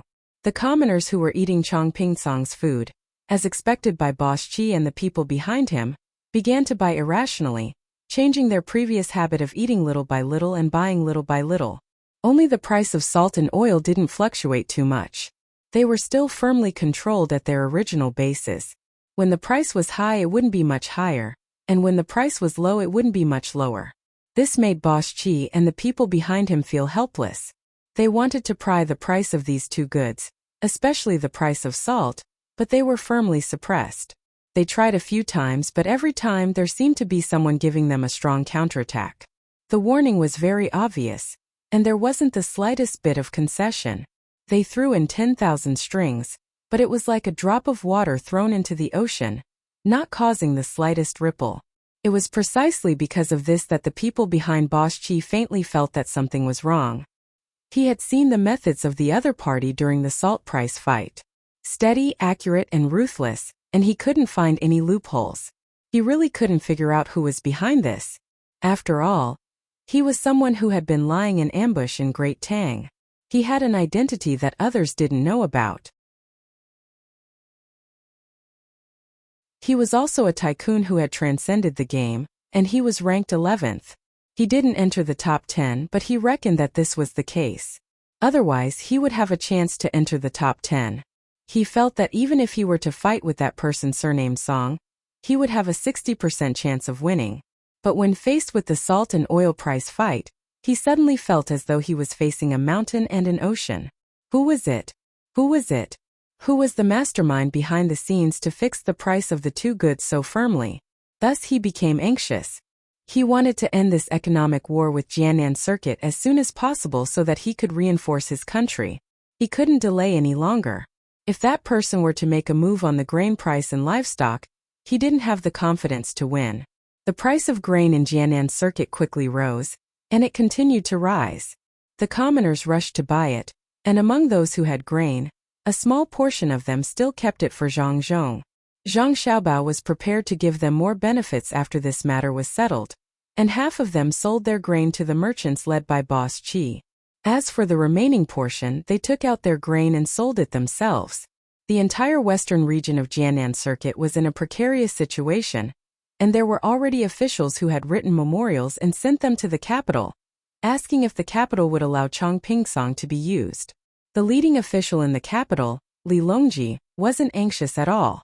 According to Zhang Zhuling's words, with the Zhang family overseeing the situation, if they still needed to use Chongpingsong, then they would be underestimating the Great Tang too much. Let the Tubo people play, and this was a good opportunity to let them experience what an economic war was. As a result, many letters were sent back from the capital to the Jiannan Circuit, telling the officials not to worry about it. During the purchase and sale of large quantities of grain, they would collect the necessary taxes and provide the necessary tools. However, a portion of the taxes collected would be handed over to Zhang Zhong when the time came. When the officials saw the situation in the court, they weren't anxious anymore. Although they still had to pay Zhang Zhong a portion of the taxes collected, it wasn't a big deal. After all, the price of grain was high and so was the tax. It wouldn't be a loss to give the higher portion to Zhang Zhong. Amidst the high price of grain, the Zhang family made a move and began to sell tricycles. The cost of making a tricycle wasn't low, and many local craftsmen were hired to work on it. The price of a single tricycle was enough to buy 2 horses. The Zhang family directly sent these tricycles to the temporarily established car shops in various places and rented them to people who needed to use them. They were free of charge for maintenance as long as each person paid 10 copper coins a day. If the business wasn't good, they were allowed to delay the payment for a few days. The tricycles were all handmade, and they used bearings and chains. Although it was difficult to travel on other roads, it would be easier to travel on new roads in the future. 10 copper coins a day might seem like a lot, but the tricycles didn't need to be fed fodder.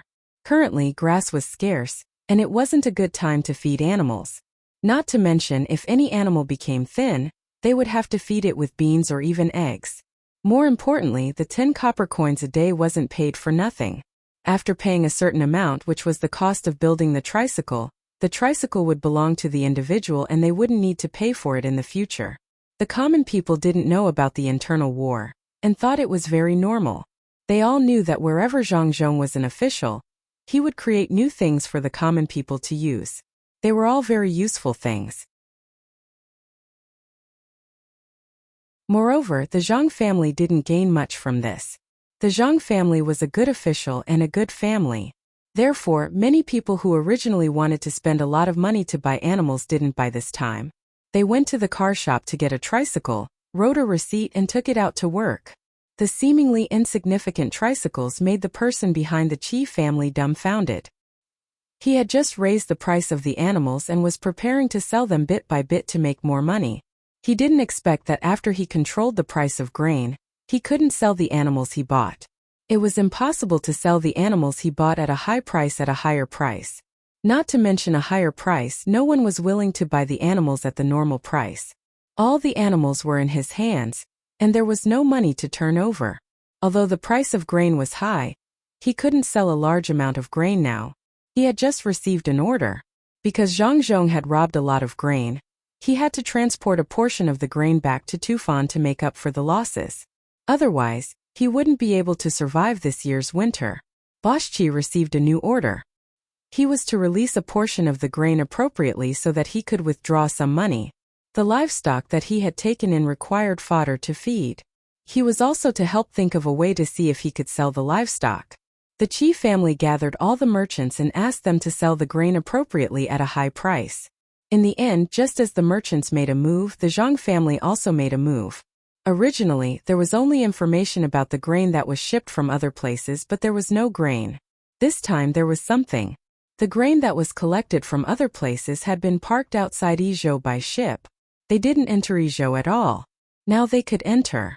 Actually, this batch of grain wasn't a lot, but it was used at the right time. Zhang Zhong released the news that the price of grain was still the same as before. If anyone wanted to buy, they could sell as much as they could. After this batch came, there would be a few more batches coming back.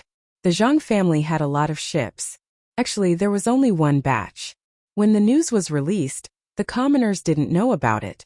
The commoners who rushed to buy the grain a few days ago regretted it and were unwilling to buy more. The Qi family and the other merchants realized that they couldn't sell the grain.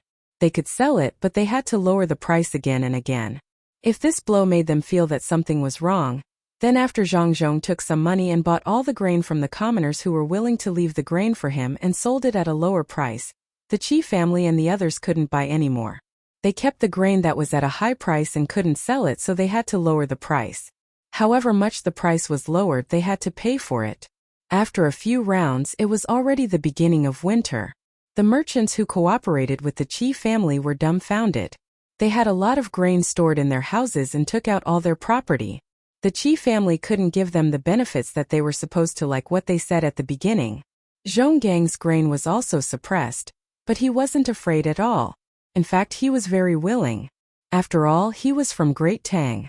When he saw that the Tubo people didn't get any benefits, he was very happy. When he pulled Little Worm to drink, he said to Little Worm, "Little Worm, you're so smart. It's really like what you said." The Zhang family made a move. Originally, we couldn't see anything when they didn't make a move. Now that they've made a move, they immediately made the Tubo people suffer a big loss. I heard that they have a lot of livestock that they can't sell. What do you think they'll do next? Zhonggang felt that he had never been in such a good mood before. He drank a few bowls of wine and in a daze, his body relaxed. Little Worm also drank a big bowl of wine. He burped and said, "What am I? I just saw that Zhangzhong would make a move, but I definitely didn't expect that they would make a move like this. When they didn't make a move, they couldn't see clearly, but when they made a move, they beat the Tubo people until they couldn't turn the situation around. However, this isn't Zhangzhong's last resort. There's one thing that's very important when doing business, and that is that they won't make a huge loss. This time, the grain that his family sold might not even be able to cover the cost of the transportation. They also bought the grain from the commoners' houses. This is using their own losses to suppress the price of the grain. In the future, they'll probably earn back the money they lost. At the very least, it'll be equal. I'm really looking forward to what other methods Zhangzhong has." Little Worm saw through the essence of the matter. To be precise, he saw through the Zhang family's style of doing things. However, he could only guess and couldn't figure out how it would work. The Zhang family's tricycle had shocked him. He thought that there must be something even more shocking to come. Zhonggang now trusted Little Worm more and more. However, when he thought about how he had also bet on the grain and the cooperation with the Tubo people, he asked worriedly, "Then what about our grain? According to the current price, as long as we sell it, we'll be making a loss. Also, will the imperial court hold us responsible after this matter is over?" "Don't worry. A few days ago, while the Tubo people were flustered, I already wrote a letter to Zhangzhong. The loss of the grain is inevitable, but the responsibility won't be much. After all, back then we didn't know that the people we were cooperating with were the Tubo people." Merchants pursue profit, and if we don't pursue it well, we can only bear the loss ourselves. Little Worm wasn't worried about being caught and beheaded. He just felt that the loss this time was too great. After selling the grain in his hands, it would take at least several years for him to earn it back. This kind of loss couldn't be said to be small. If he hadn't lost it, he could have used the original money to make a bigger deal. However, he didn't have the opportunity now. If he delayed for several years, he might miss out on many opportunities to make a fortune. Not long after, Zhang Zhong took out a new method and began to purchase large quantities of livestock. He set the price to be very low. At the same time, he also began to buy grain at an even lower price, which was actually much lower than the current price of the grain. At the same time, he marked out a piece of land on a mountain in Wing Prefecture to be used to grow special medicinal herbs. The merchants seeking cooperation in Jiannan province would invest in this land together. The price of this land wasn't low. Zhang Zhong didn't use administrative means to obtain it himself, but rather wanted to buy it together with other merchants. Although it was said that many new medicines might be developed in the future, in reality they hadn't been developed yet. They were just using this as a means of publicity. Of course, they would study it in the future. The medicinal herbs here were indeed good, but the risks would also be borne by the merchants. Zhang Zhong came out with a special plan, which was how to research the medicine and how to grow it. The initial income would be from selling ordinary medicinal herbs. Later on, when the research was developed, there would be more money to be earned. It would be a lie if the merchants said that they weren't tempted. The merchants who were cooperating with Zhang Zhong took out a portion of their money for him to use. The merchants who weren't cooperating with him were also anxious, especially the merchants who were buying grain. They really wanted to make up for their losses by cooperating with Zhang Zhong. After all, the business of the Zhang family didn't seem to be losing money. It would be very good to follow the Zhang family, but they didn't have money, so they could only buy grain at a high price. Each and every one of them was pondering whether they should sell the grain at the price Zhang Zhong offered and use it to invest. Even if they only sold a portion, they would lose a portion. While they were still hesitating, Zhang Zhong once again released news that he would build beautiful houses on the newly built road and sell them to others at a very low price. He would also set up a jewelry store, and soon a large number of pearls would be shipped from the seaside. When other people buy jewelry, the price wouldn't be as high as it was now. The person behind the Qi family became even more anxious. He had food and livestock in his hands. The method he used to come here was to mortgage property and jewelry in batches. Then, he used the money from the mortgage to buy a house. Then, he used the money from the mortgage to get a lot of money from the bank. Every time they would send a different person. They would also try their best not to find the same bank. The jewels in the past were no longer valuable, and the original bank was no longer willing to lend money. The bank had suffered a huge loss and needed to collect funds. Zhang Zhong wanted to build better houses, so he used the money from the mortgage to buy the houses at a low price. He couldn't expect to continue to get money from the bank. He could choose not to sell the grain, but the livestock needed to eat. The amount of money they ate every day was a shocking amount. He originally planned to sell the grain bit by bit, earn a portion and raise another portion. But now it was all over. At this time, if the Tubo people who were in charge of economic warfare still wanted to use the food and livestock in their hands to cause a huge impact to the local economy, then with Zhang Zhong's hand, this person would be completely dumbfounded. Zhang Zhong proposed a method of artificial inoculation for the livestock and provided the corresponding personnel. They were the veterinarians in the hospital who studied the animals. Most people now let the livestock breed by themselves, and the efficiency was very low. But the Zhang family, especially Zhang Xiaobao and Wang Wan, knew how they made animals pregnant. The simplest method was the giant panda. If the giant panda bred by itself, then it was over. At the same time, there were many aphrodisiacs. To the people here, it was a very normal thing. Zhang Xiaobao and Wang Wan felt that aphrodisiacs were drugs with a certain amount of hormones, or could promote the secretion of hormones in animals. If they were given to the female and the male was directly injected into the female's body, the success rate of breeding would be very high. The doctors brought by the Zhang family had already come up with their own theory through dissection and experiments. Although it was not perfect, it was enough to let many livestock give birth to more cubs. The Zhang family's tricycles only affected the transportation industry. If they waited a little longer, or if the Tubo people were willing to use their own grain to feed the livestock and survive this year's winter, the price of livestock would continue to rise in the spring plowing next year.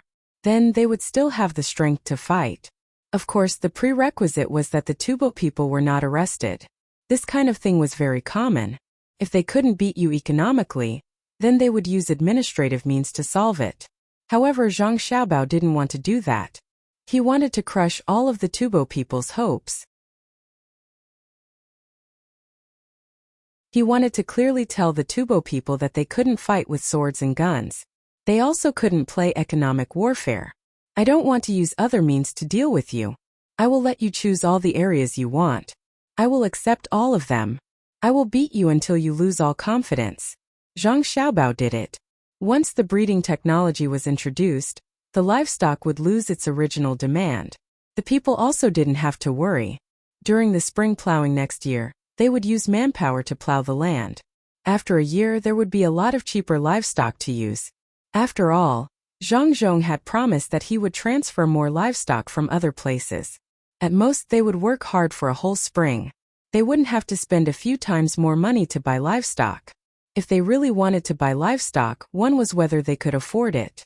Another was that they would rather spend more money and not farm. That way they wouldn't lose so much money. Zhang Zhong took drastic measures to deal with the Tubo people. He used both real and fake methods to force the Tubo people to the point that they couldn't do anything. Master Qi had already been transferred over. Master Chen, who was in charge of purchasing horses, also went over to discuss a solution. The person in charge had been beaten until he lost all confidence. He finally knew who his opponent was. It was the people from the Zhang family. Moreover, it was the same person who competed with him for the salt price and oil price. In order to ensure that he wouldn't be exposed, the person behind the scenes wore a mask. His voice was hoarse. It was unknown whether he had taken medicine or was pretending. A few people who followed the operation were gathered together. The masked person finally spoke. You can call me number 1 or Mask. As for who I am, there is no need for you to know. Now let's talk. What should we do? Master Qi looked at this person who he thought was very powerful but lost. He said, our opponent is Zhang Zhong. Should we send people to kill Zhang Zhong directly? It would be good if we could get the explosives that they used to blow up the mountain. As long as we get close to it, we can ignite it and blow up everyone around us. Number 1 turned and looked at Master Qi. Don't say such things in the future. I don't want to hear it. Do you think Zhang Zhong is so easy to assassinate? How many people do he have to protect him? Don't even mention the explosives. They purposely let us send people to steal them so that we can expose more people. Master Qi lowered his head. Number 1 was right. His idea couldn't be realized. However, he was a little unwilling to accept it. Perhaps he saw through his thoughts. A person who cooperated with old Master Chen said to him, even if we can kill Zhang Zhong, we can't do it. Cuckoo will go crazy. She will gather all the money in her family and desperately prepare an army. When the time comes to attack Tubo, no matter how many people we lose, we won't be able to stop her. Now she is only following orders.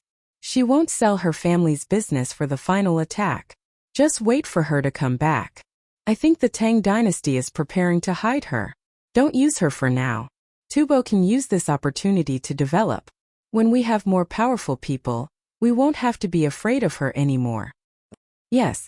When Master Qi heard someone mention Cuckoo, he felt hatred and helplessness. The current situation didn't allow Tubo to really force Zhang Zhong and Wang family to gamble with their family's business and launch a crazy attack. If she really did it, then even if Tubo won in the end, they would lose the opportunity to develop. They wouldn't be able to catch up with the Tang dynasty. When the Tang dynasty sent troops over, they wouldn't have any chance of winning. Old Master Chen was the most worried. He was in charge of the animals that he bought. He had to find someone to look after them and think of a way to get food to feed them. He had to spend money and worry about it. Especially under such circumstances, he had lost weight. He looked at number 1 and said, what I want to know is, who is our opponent? Is it the top 10 people in the so-called Monopoly game? He couldn't help but admit that Monopoly was a game. Because all the powerful people on the list were equally powerful in real life. When one reached the top, it wasn't a game anymore. It was like a school for economic advancement. According to the popular words of the Tang dynasty, it was to systematize and rationalize the economic path. Old Master Chen felt that only such a person could defeat number 1. He didn't know that number 1 was also on the list and was close to the top 10. He was hiding his strength. Number 1 looked at old Master Chen. He knew that this old Master Chun didn't believe in his ability. He sneered and said, "I can tell you clearly that my opponent is definitely not someone on the list. So what if he is in the top 10? Even if he, Song Jinggong, the number 1 person on the list, came here and was my opponent, he wouldn't be able to do this."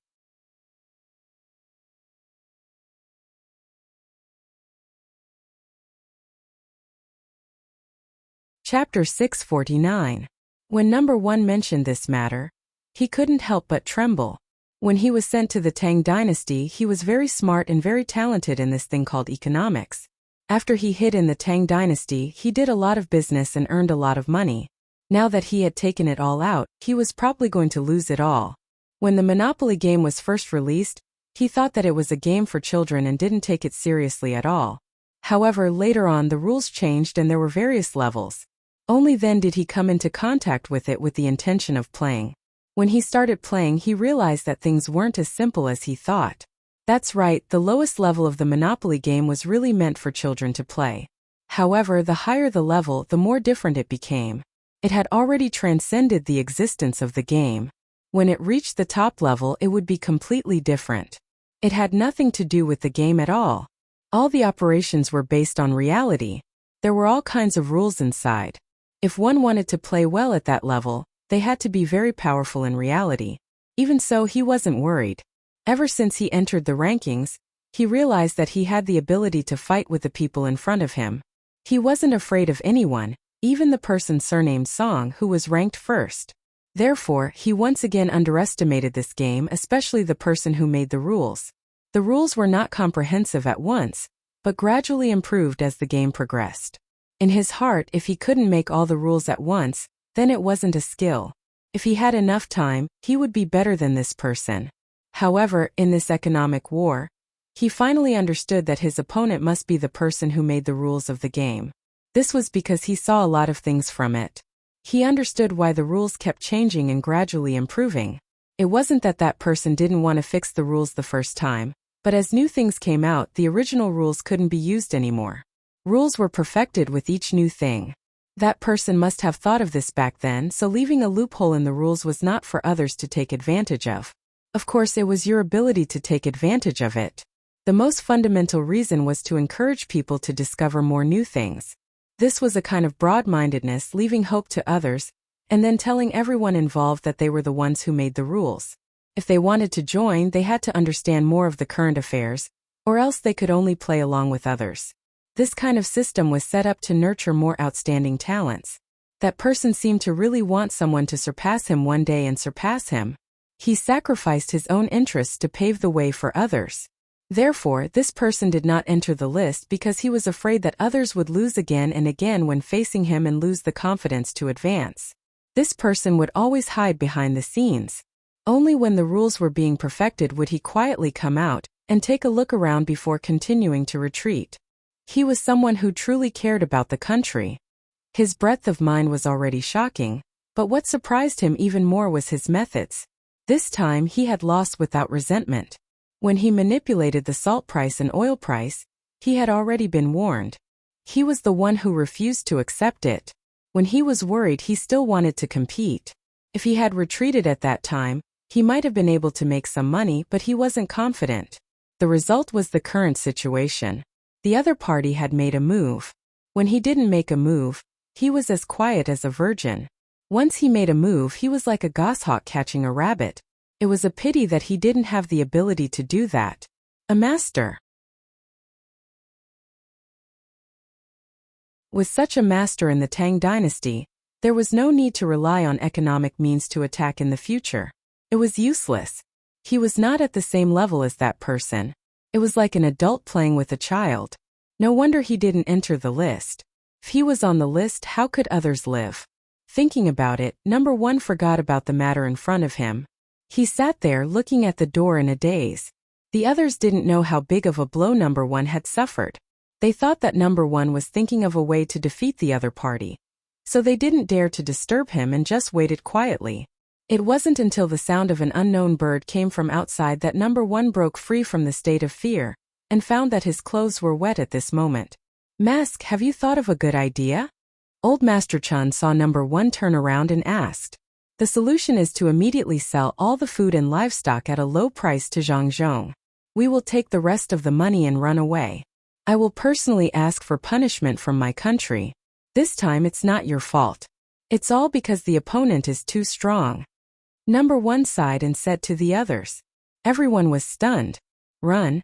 If we sell it at a low price, we will lose a lot. We will lose at least half of our original capital. This is the loss after we used a special method to transfer more of the risk to the local bank. Otherwise, if it was all our money, we would really lose everything. Can't we think of another way? After all, the food and horses are in our hands. We don't have enough food here. And the same goes for the livestock. A lot of the news that Zhang Zhong released is false. If we persist, maybe he will be afraid. Qi Dongjia looked at number 1 in disbelief. Could it be that number 1 really admitted defeat? If that was the case, they would really have to sell the livestock and grain locally. Otherwise, if they were to transport the grain back, it would be troublesome. They would be easily attacked by the Tang army. After all, they were too big of a target. Number 1 also didn't want to retreat like this. He would think of a way to transport a portion of the grain back. The rest couldn't be left behind. Otherwise, it wouldn't be enough for the transport. If they used the livestock to transport the grain, by the time they returned, the livestock would have eaten up all the grain. Their original plan was to raise the price of all the grain, and then use the livestock and grain from Tubo to supply the grain. Now they only earned a portion of the money from the livestock. A portion of the livestock was sold from Tubo at a high price and then collected. It was just that they didn't give out all the money. If they were to take them away, it was impossible to not let others know. They would chase after them to ask for money, unless... No, this person couldn't be exposed. He was still useful. Reporting number 1, it's not good. The Zhang family has made a new move. They released some kind of technology. It is said that it can be used to avoid plowing and increase the grain output. They want to test it in several places in Jianan Road. They have already found someone to sign a contract. If there is a loss, the Zhang family will compensate. Just as everyone was thinking, a person ran in from outside and anxiously reported to number 1. What? Avoid plowing? How can there be such a thing? Not good, quickly retreat, otherwise it will be too late. If we do that, we will implicate the other spies in Great Tang and get the money out of them first. When number 1 heard this news, he knew that it was bad. Without saying anything, he immediately sent someone to find Zhang Zhong to discuss the matter of selling the grain and livestock. At this time, Tunghua County was in an uproar.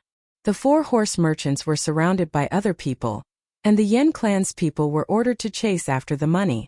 Otherwise, they would not be let off. Back then, he had willingly taken out the money to buy horses and livestock elsewhere. However, after 2 transactions, it was the old man of the Yan family who proposed to give the goods first and collect the money later. He had even guaranteed it. Now that other people didn't need the livestock anymore, who knew what would happen in the future if he didn't want the money? Thus, the 4 horse merchants were surrounded by people, and Old Man Yan was ordered to lead them and ask for the money. Old Man Yan was also anxious. He did not expect that the matter over there would go awry.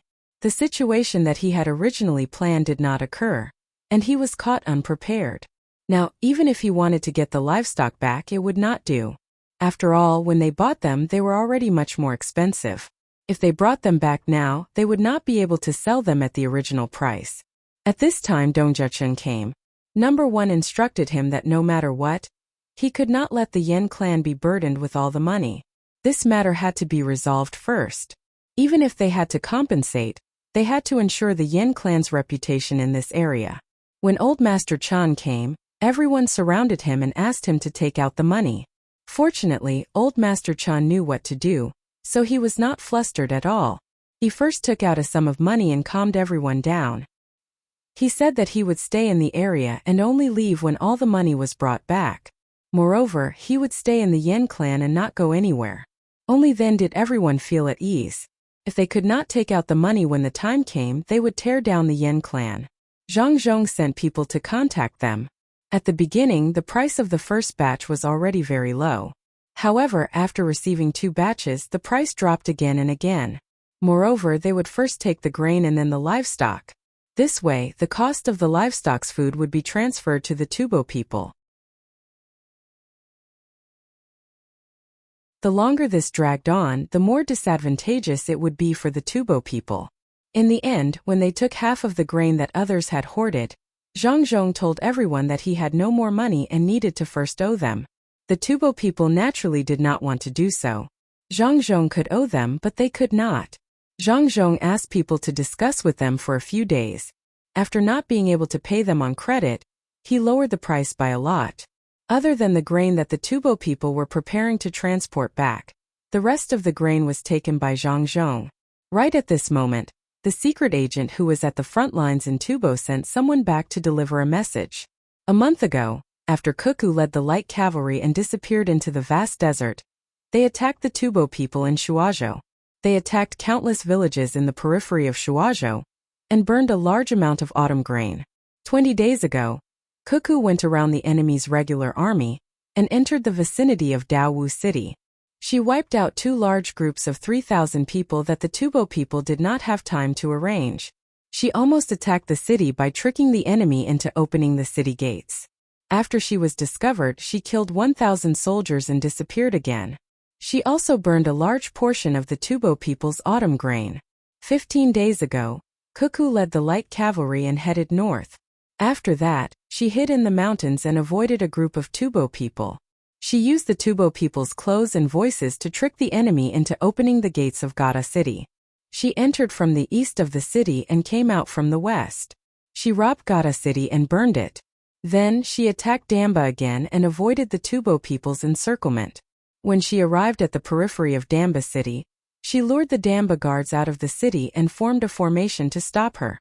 Then, she returned and massacred a group of 2,000 people from a small tribe that the Tubo people had sent as reinforcements.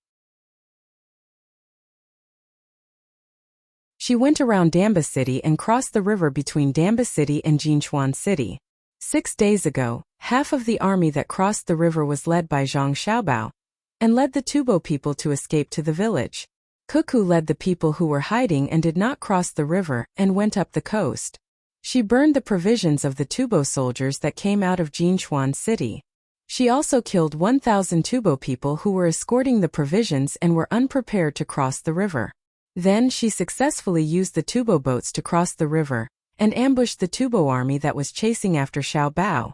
After the ambush was successful, she and Xiaobao went to the mountain where the Tubo people had ambushed them. Then they ambushed Lufu Tuta's tribe and Mumu Hushu's tribe. The 4,000 cavalrymen that came back as reinforcements were defeated. Then they chased after them and attacked the 2 tribes. 2 days ago, Cuckoo brought people to the village and lured the Tubo cavalrymen that were sent to attack them. She burned the cavalrymen and killed all 5,000 of the Tubo cavalrymen. Then, she brought the remaining 6,000 light cavalrymen and the 10,000 elite soldiers that were deployed earlier to attack Mumu Hushu's tribe head-on and disappeared into the Tubo territory. When this news came out, Pengzhou, which was the first to know about it, was in an uproar. Especially the officials. They never thought that Cuckoo would be so daring as to go deep into the Tubo territory. She fought and ran at the same time, fooling the Tubo people. In the end, she ran back and killed 5,000 Tubo cavalrymen and defeated Mumu Hushu's tribe head-on. The most important thing was not how many people were killed but how much food was burned. Tubo was finished. This year's winter was completely over. There was definitely not enough food for them to eat. They could not rob the border like before. The only way was to rob the other country's food. It was estimated that they would lose a lot of soldiers. The officials knew the general situation. The commander there was Cuckoo. The Tubo people also said that it was Cuckoo. They would not admit that there was someone more powerful. The first thought that appeared in the minds of the officials here was that they must send the taxes collected this year to Zhangzhong in time. They must be more proactive and not wait for Zhangzhong to send people to urge them. It would be easy for Zhangzhong to misunderstand that they did not want to give the taxes to him. Then what would happen to his daughter-in-law when she returned? Also, the officials were worried about Cuckoo. The Tubo people were killed until their eyes were red. There were so many of them, but they could not catch a little girl. The little girl came and went as she pleased. They sent out many soldiers to block the entrance. No matter what, they could not let Cuckoo escape. The officials were all afraid that Cuckoo would be blocked. At this time, Cuckoo was suddenly very contradictory in their hearts. She was not a demon, but a little girl who was going to be bullied by many adults. A very cute little girl. Zhang Zhong was also worried. He did not expect that his daughter-in-law could be so good. After disappearing for such a long time, she shocked everyone when she reappeared. He was really afraid that his son and daughter-in-law would be blocked. After all, the Tubo people had crazily arranged layers of heavy soldiers in Pengzhou. There were also many cavalries, the kind where each person rode 2 horses. They were determined to chase Cuckoo. After Old Man Pai and the other 2 received the news, they looked at each other and did not say a word. After a full hour, Old Man Pai was the first to speak. This time, Cuckoo can be considered to have made a great contribution to our dynasty. I reckon that the Tubo people will not be able to recover in a few years. It is not only the provisions that were burned, but also the morale of the soldiers. As long as Cuckoo successfully escapes, the Tubo people will not dare to act rashly in the future. Even if other people use Cuckoo's flag, they will be able to scare off a small group of Tubo troops. That's right. No wonder Xiao Bao and Cuckoo wrote a letter back and asked this side to say that the general leading the troops was someone else. It turns out that Cuckoo wanted to make a big move at that time.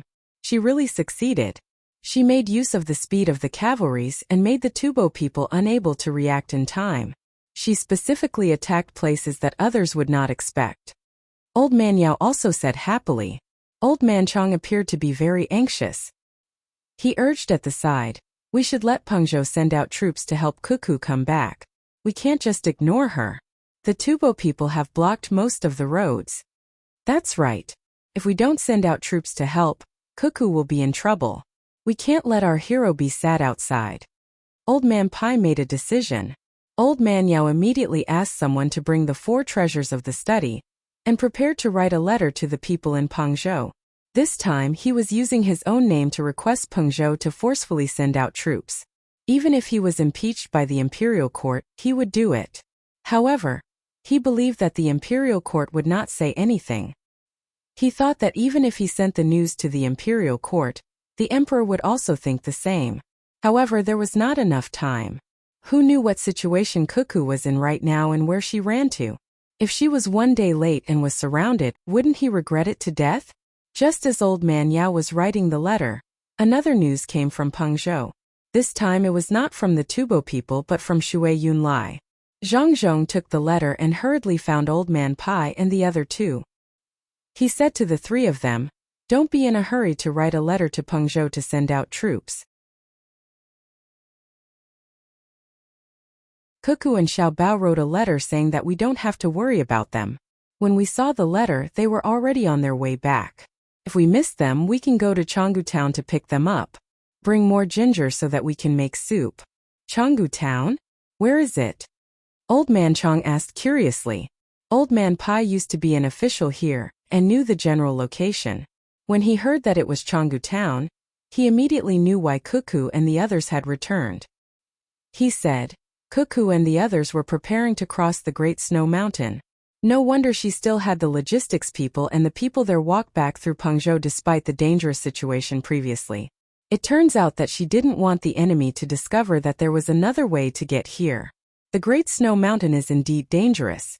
When I thought about it, Cuckoo and the others had already made preparations. Yes, that's it. They probably burned charcoal along the way. The vegetable oil was prepared to burn the Tubo cavalry, and the charcoal was naturally left for crossing the Great Snow Mountain. At that time, she had already thought of an escape route. When Old Man Pai said this, Old Man Chong was relieved. Since they were able to return, it was good. Regardless of whether they had to cross the mountain or the ridge, with the charcoal to warm them, they probably wouldn't freeze to death. Thinking of this, Old Man Chong said to Zhang Zhong, "Your 2 children are amazing now. One is leading the army over there, and the other left a plan early on to win the economic war over here. One is a scholar and the other is a warrior. We don't have to worry about them in the future." After Zhang Zhong knew that his son and daughter-in-law were fine, he was happy. When he heard Old Man Chang's praise, he smiled so much that his eyes narrowed into a line. He said humbly, "You flatter me, you flatter me. The children still need to learn more.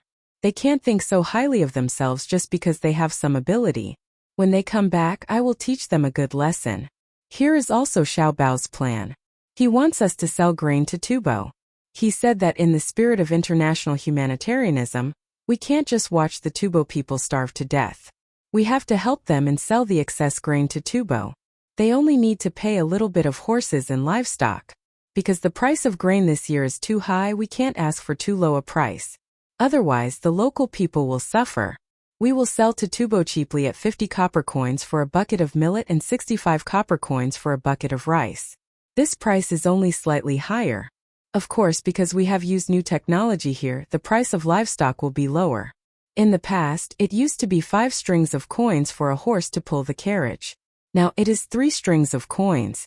Also, since they are coming from Tubo, they will get thinner along the way. When they reach Great Tang, they must be nourished with good food.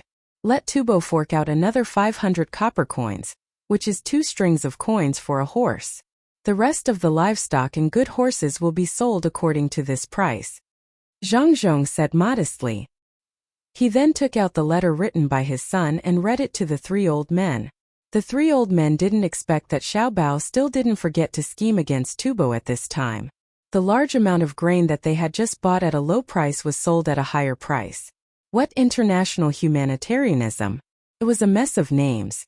It sounded good, but in reality, it was just him pretending to be innocent after getting such a good deal. Good idea. This time Tubo has no choice but to buy. Otherwise, they can only wait to starve to death. Without people, how are they going to rebuild? If they buy, there won't be enough livestock and war horses. What will they do for next year's spring plowing? Also, the number of cavalry in the army will be reduced by a lot.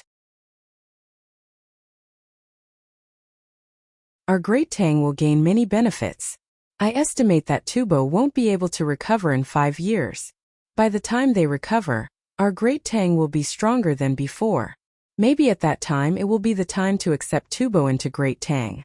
Quickly go and make the arrangements. Don't let the Tubo people know about this. If that happens, they won't sell their livestock. If we buy their livestock now, the price will be lower. Old Man Chong said excitedly and urged Zhang Zhong to make the arrangements. While waiting for Zhang Zhong to buy the livestock at a low price, the 3 old men discussed and prepared to bring people to Changgo Town to fetch Cuckoo and Xiao Bao back. It would be very cold to cross the snowy mountains, so they prepared some ginger soup for the heroes. Zhang Zhong bought the livestock very quickly and didn't continue to bargain. He directly gave the money and asked the Tubo people to give the money to the Yen family in Tunghua County. At this time, Tubo number 1 had no more money. All the money he had invested in the beginning was given away. In the end, the Zhang family made a profit. They made a lot of money from the grain and livestock. The people who bought and sold the livestock made a lot of money. The people who grew grains made a profit. The people who didn't grow grains also didn't make a loss. Although some of them bought grains at a high price and hoarded them, Zhang Zhong compensated them by getting them to repair the road. This money was enough to make up for the portion that they bought grains at a high price. Otherwise, Zhang Zhong didn't lack manpower. Why did he specially look for the people who didn't grow grains? The people who grew grains were also idle. The person who lost the money was Tubo's number 1. He had put in all the money he had earned in the past, as well as other jewelry. The bank had also lost some money. The price of the house was obviously not as high as the original price. The people who made a loss were the merchants who cooperated with the Tubo people. They really made a loss. Zhang Zhong didn't care about them. Who asked them to do it when they knew the consequences of raising the price of goods? It was already good enough that he didn't arrest them and punish them. It was impossible for him to directly give them the money they lost. However, some of them wrote letters to him later. Zhang Zhong didn't give them money. Instead, he cooperated with them to do business and let them make up for their losses. When he collected the grains, they were also willing to lower the price of the grains again and again to give others a start. After Tubo number 1 made the arrangements, he ran away. He didn't know that someone in Great Tang had been watching him for a long time. It was just that they didn't want to catch him. They wanted to keep him and make use of him at a critical time. It was the same for the others. On this day there was a rare moment of sunlight in winter. The people were busy repairing the road, and the merchants were also doing their own business. Zhonggang and Little Chong were about to reach Yingzhou.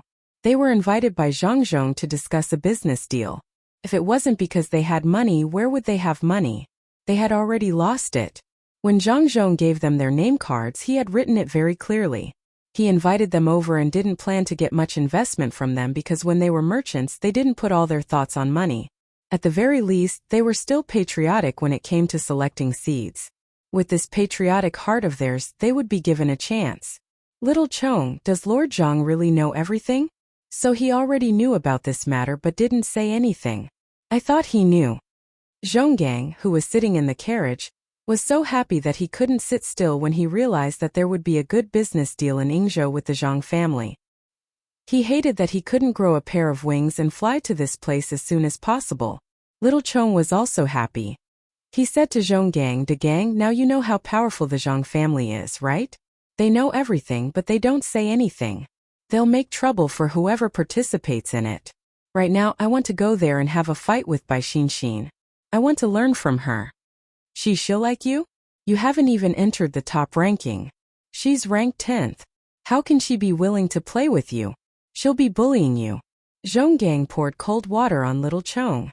Sure enough, as soon as he finished speaking, Little Chong fell silent and lowered his head to think. After a while, Little Chong raised his head and said, "Then I'll give it a try. Fighting against an expert can improve.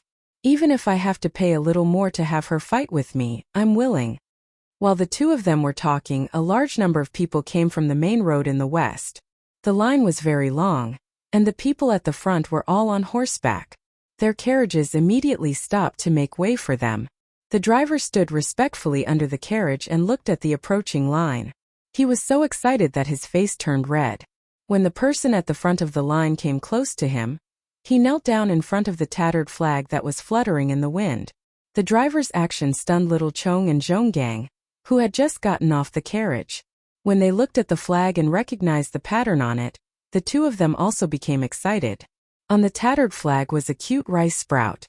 The rice sprout was trying its best to pull the carriage with its big eyes. By now, almost everyone knew what this flag represented. When the two of them looked at the travel-worn riders in the line, they immediately knew what kind of team this was. The great Tang's light cavalry that had killed countless enemies under the command of Cuckoo from the logistics camp in Idyll, and had made a name for itself in Tubo. In the middle of the crowd there were two children on horseback. They nodded and smiled at the people who suddenly saw them and made respectful expressions. The boy looked very energetic, while the girl was smiling like a flower. When the people on the road saw them, they all felt that these two children were so cute that they couldn't describe it. How nice would it be if they were their own children? This was especially so for the girl. She was so bright, and her sweet smile made people feel very comfortable. It would be even better if they could hug her and give her a big kiss. Of course, the people only thought this. They knew who this cute and obedient girl was.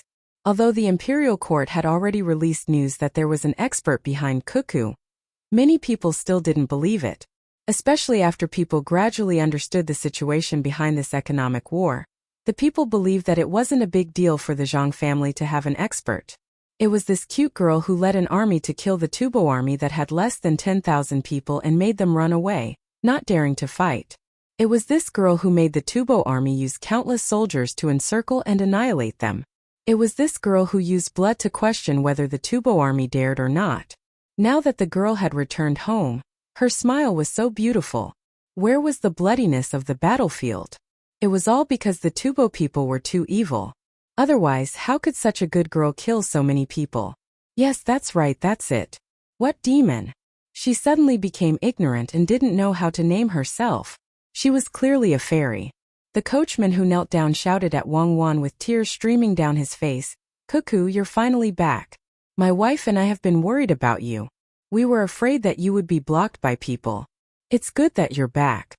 Wang Wan was stunned when she saw this person.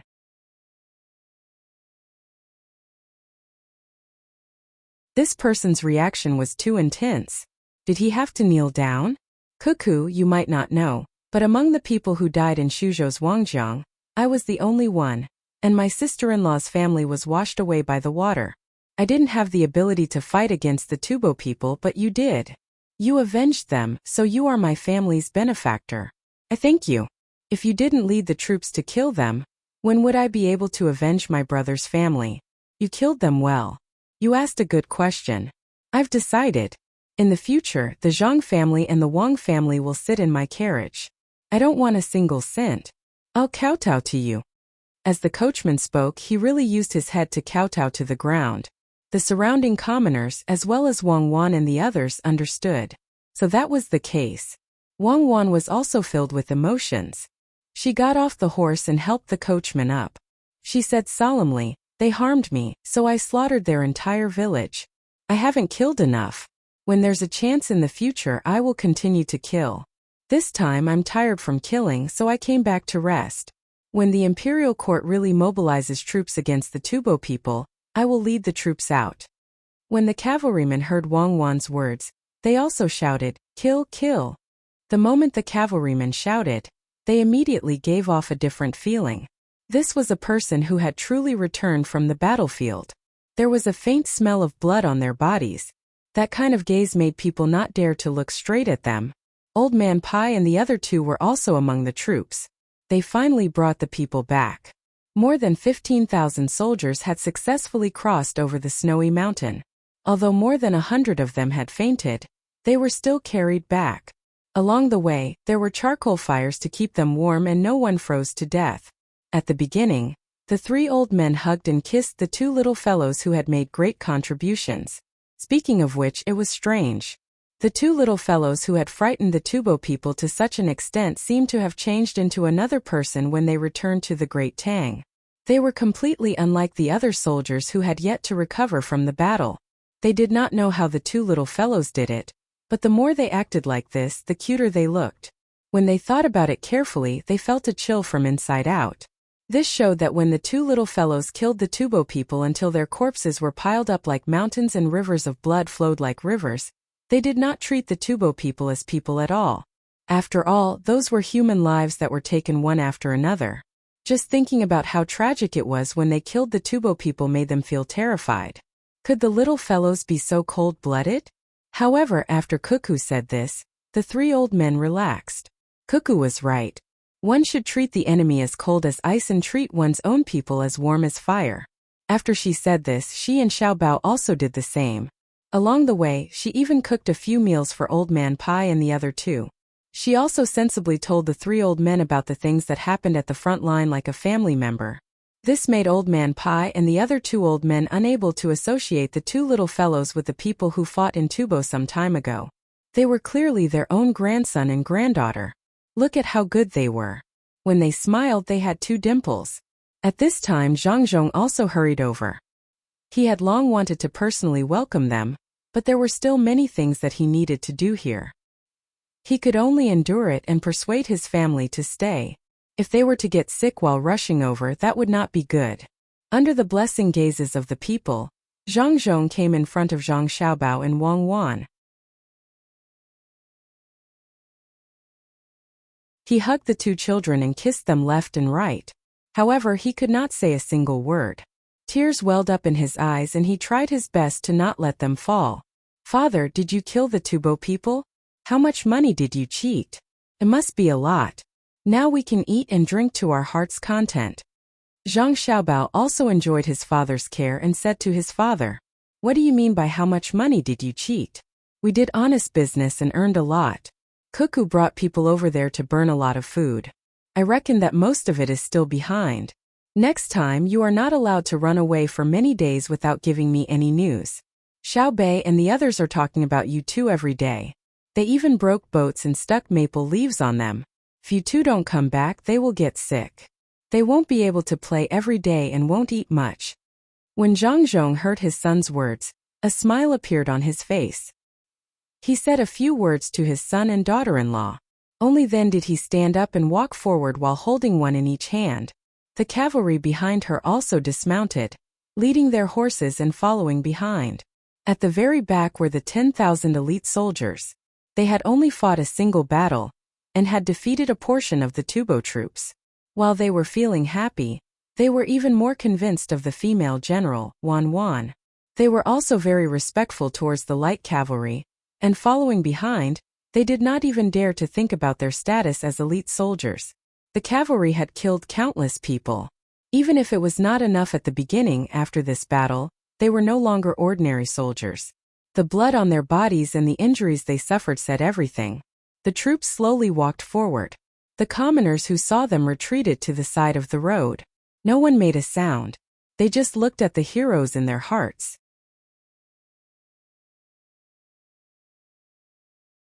At this moment, Zhong Gang pushed little Chong out and shouted to Zhang Zhong, "Lord Zhang, we are merchants who received your invitation and came here. We did not let down the great Tang. This is little Chong. He wants to ask you to give him a chance to fight against the tycoons with Bai Xin. Little Chong is going to enter the top level soon. He almost passed the test twice. This time he will definitely pass. Don't talk. Can't you see that he is enjoying family affection? My matter is not urgent. Lord Zhang, you do what you need to do. He is a straightforward person. He doesn't think before he speaks. Don't worry about me, I am fine." Little Worm looked around worriedly and explained to Zhang Zhong. Sure enough, the surrounding commoners all looked at him with an expression that said, "Why are you acting like this?" Zhang Zhong was in a good mood and didn't care about such trivial matters. Wang Wan also smiled at the two of them. Zhang Xiaobao looked at the two of them with interest and said to them, "Don't worry. Sister Xian Air might not have time. She is also busy. How about this?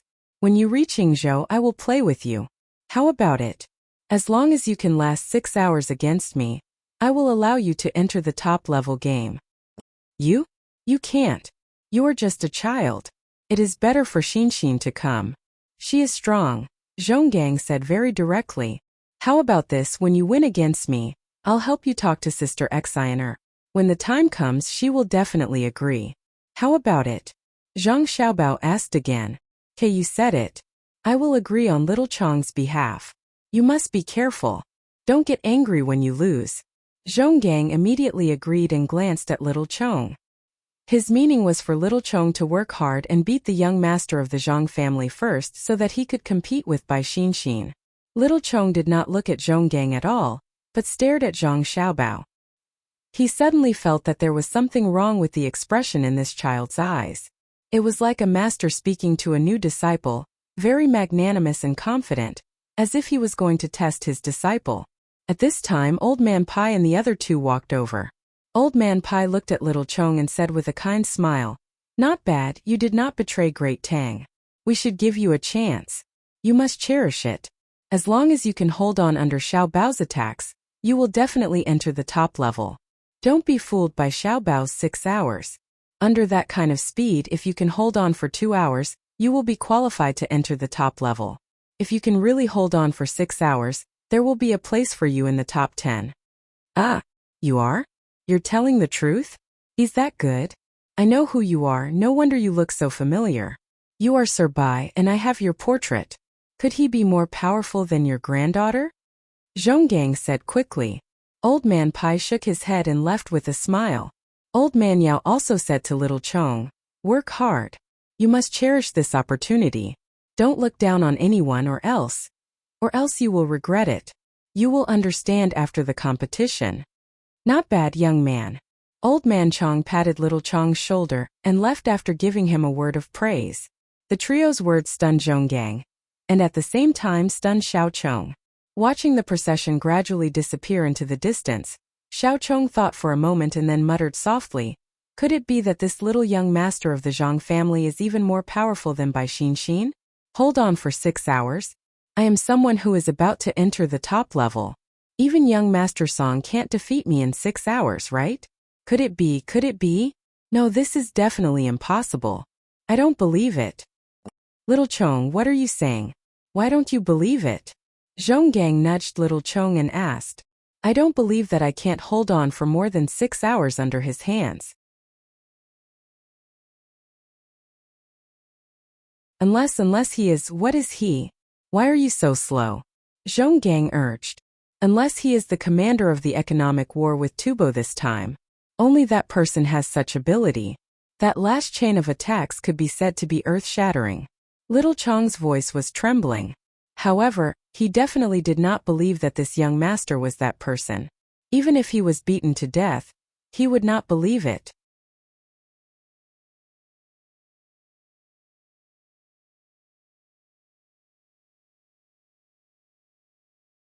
Chapter 650. The mountains were continuous, and the water was gurgling. When they met after returning, there was no need to mention how much they missed each other. The trees were curved, and the wind blew continuously. When people stood in front of them, the clouds were on the horizon. Xiaobao and Cuckoo were pulled along by Zhang Zhong as they walked back unhurriedly. Behind them were the light cavalrymen who were leading the horses, as well as the remaining 9,000 elite soldiers who were defeated in just one battle.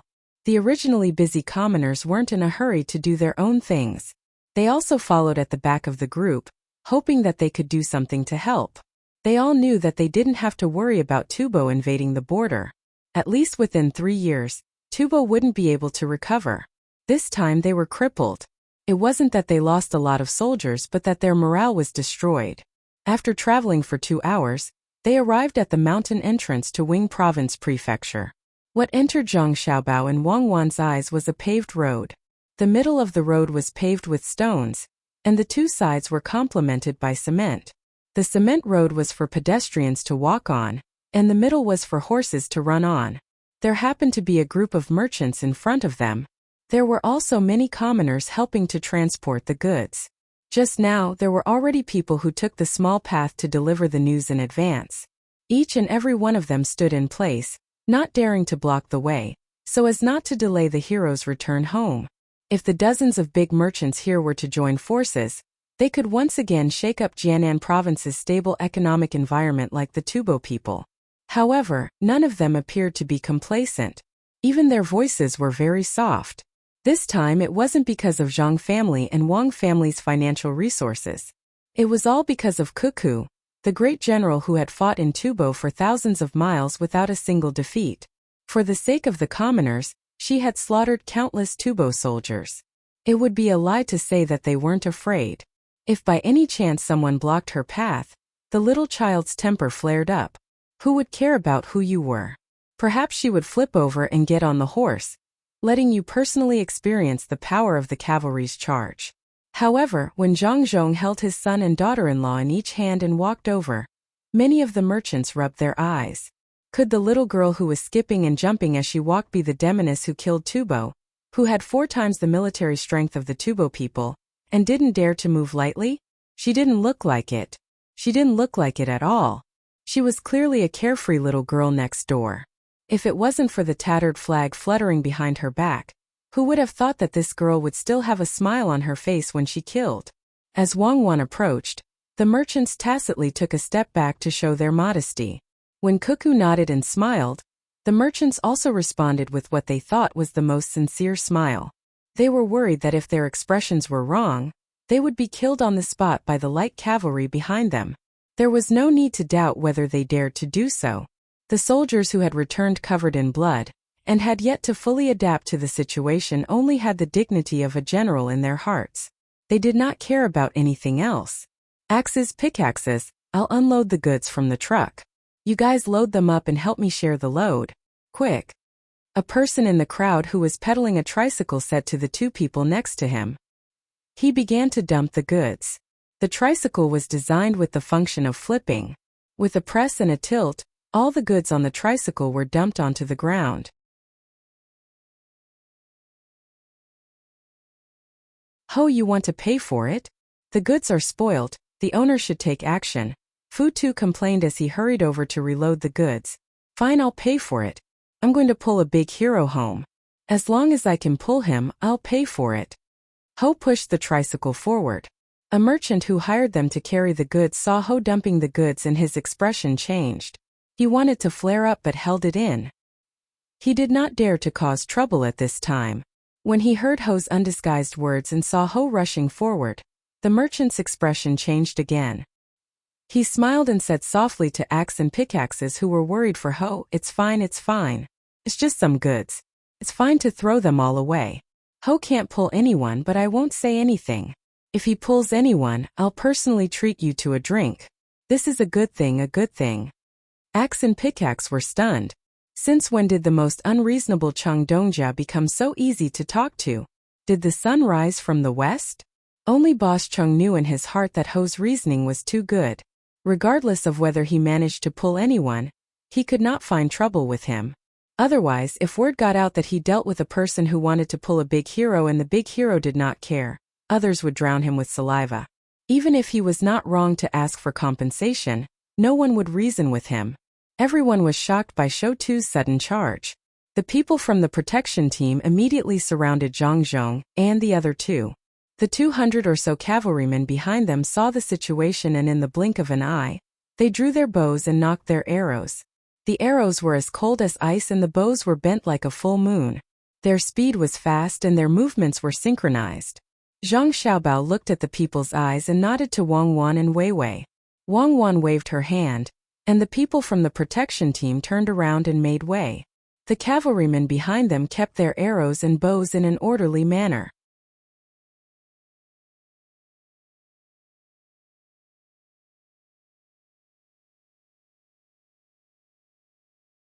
Chang Dongjia, it's fine as long as you pay me. I won't look for a woman. Otherwise, if my wife finds out, she'll twist my ear off. Haha, you're so timid. You're afraid of your wife. Let's not talk about the pay today. How much is it? If you're really afraid of your wife, just order a few more dishes and put them in a lunchbox to bring back. Chang Dongjia patted Shou's shoulder and said with a smile. X was puzzled. He looked at Chang Dongjia and asked carefully, Chang Dongjia, what are you? What am I? I used to think too highly of myself. Now that I've compared myself to Lord Zhang Xiaobao and Cuckoo, I know how ridiculous I was. If you want people to respect you, it's useless to keep a straight face. People aren't fools. Even if you show respect on the surface, you don't know how to curse in your heart. Look at Cuckoo.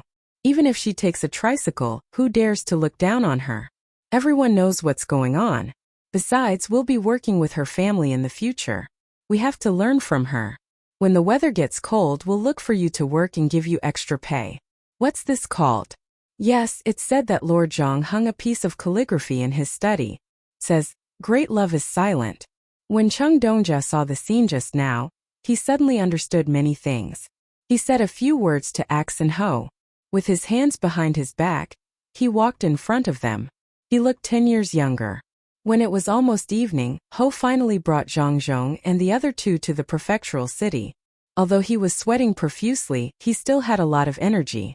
On the way there, he even chatted with Zhang Zhong and the other two, which made him very excited. It wasn't just because he could talk to 3 people of high status. Most importantly, he said that it was tiring to ride uphill.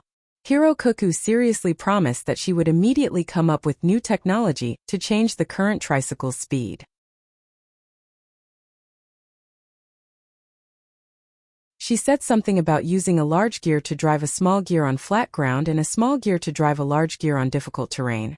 Young Master Xiao Bao also said something about changing the handrail into an upper and lower handrail. The upper handrail was horizontal and the lower handrail was concave. He didn't understand, but he knew that Cuckoo and Xiao Bao really took him seriously as a coolie. They didn't rest when they returned home, but they started thinking of ways to make things easier for him. Zhang Zhong and the other two didn't get off the tricycle. Even when Ho's sweat soaked his clothes, they still sat on the tricycle. It wasn't that they didn't want to get off, but they couldn't. If they got off, Ho would be very disappointed.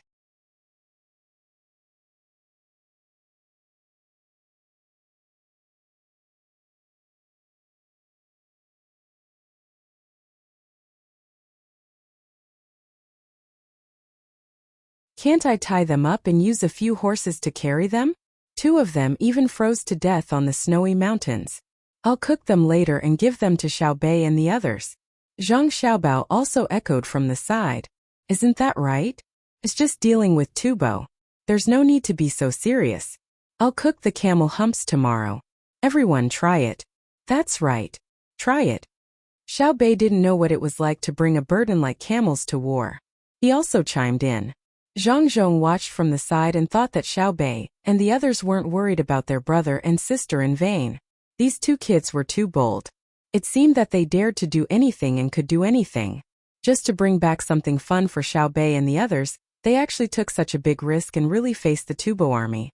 They could do whatever they wanted. Old Man Pai was speechless for a moment. He felt that he should release the news of Cuckoo and Xiaobao's gifts to Tubo. Through these things they would inform Tubo. Do you see? This is the commander-in-chief of Idyll's logistics camp, Cuckoo. She sneaked in and ambushed you while you were surrounded. She even brought camels for her younger brothers and sisters to play with. Should the army that was preparing to intercept Pengzhou withdraw or not? Be careful that if Cuckoo was happy, she would bring her younger brothers and sisters to lead 100,000 elite soldiers and kill their way back. Chu Tu, who was pulling the carriage, also saw the scene of Xiaobao and Cuckoo reuniting with their family. He wiped the sweat that continuously flowed out from his tired body as he rushed over and laughed foolishly. While Wang Wan was enjoying her family, she turned her head and saw Chu Tu. She hugged Xiaobei and asked, Xiaobei, this uncle brought brother, sister and father back. He's very tired. What should we do? Xiaobei was still holding a pearl in his hand. When he heard his sister's words, he raised his head and looked at Chu Tu. He left his sister's embrace and walked forward.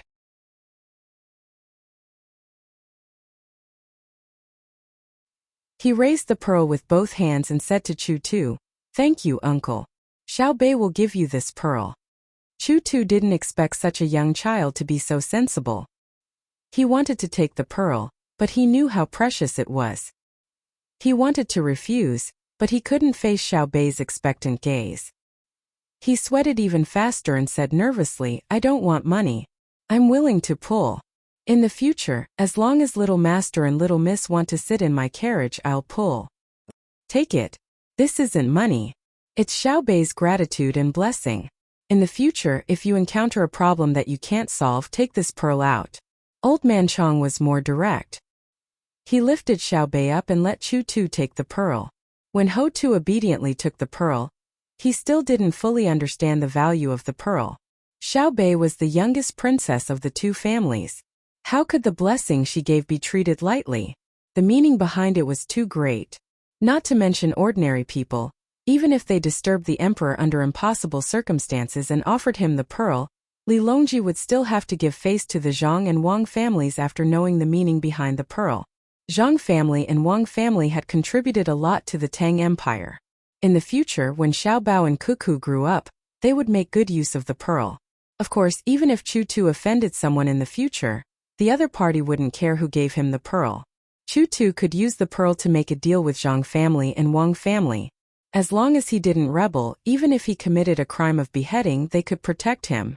However, they had to look at the situation before deciding whether to protect him.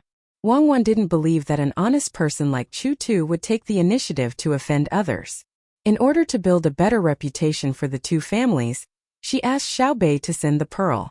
The soldiers who followed Zhang Xiaobao and Wang Wan back were arranged to rest outside the city. Zhang Zhong was very happy. His son and daughter-in-law were back. The two of them were a little tanned, but they would recover after some rest. His heart was finally at ease. Hence, he took out the best wine and dishes at home to entertain the soldiers, merchants, and commoners who came to congratulate them. The people from the nearby villages also rushed down the mountain to celebrate with the soldiers.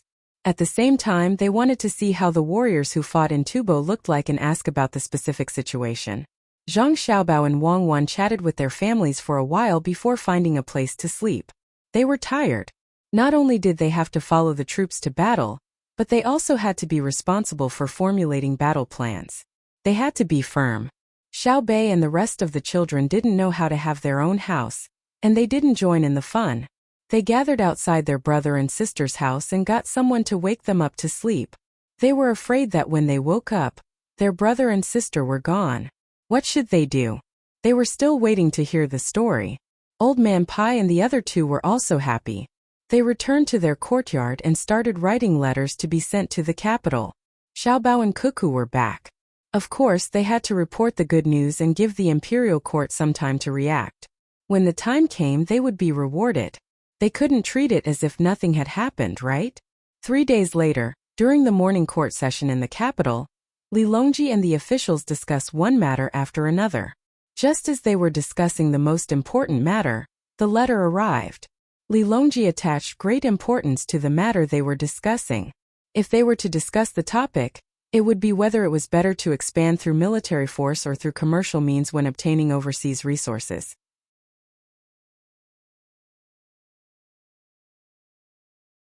It was all because Zhang Xiaobao and Wang Wan had people find Luzon Island in the future. In the beginning, most people only thought that the island wasn't bad. It produced more grain and had copper and gold mines.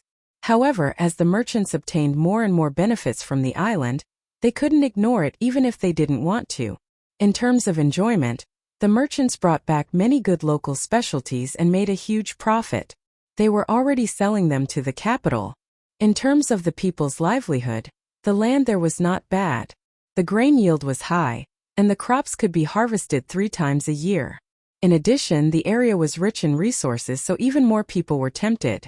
If it was in the past or in normal times, the imperial court wouldn't be able to control the transactions there.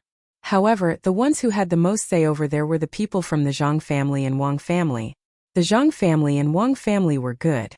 They weren't ambitious and knew when to advance and retreat. They didn't cause others to worry. More importantly, the Zhang family and Wang family were very capable. Any merchants who came to the island to make a fortune had to be monitored by the Zhang family and Wang family. The clever merchants thought of several ways to exploit loopholes, but they were useless under the watchful eyes of the Zhang family and Wang family.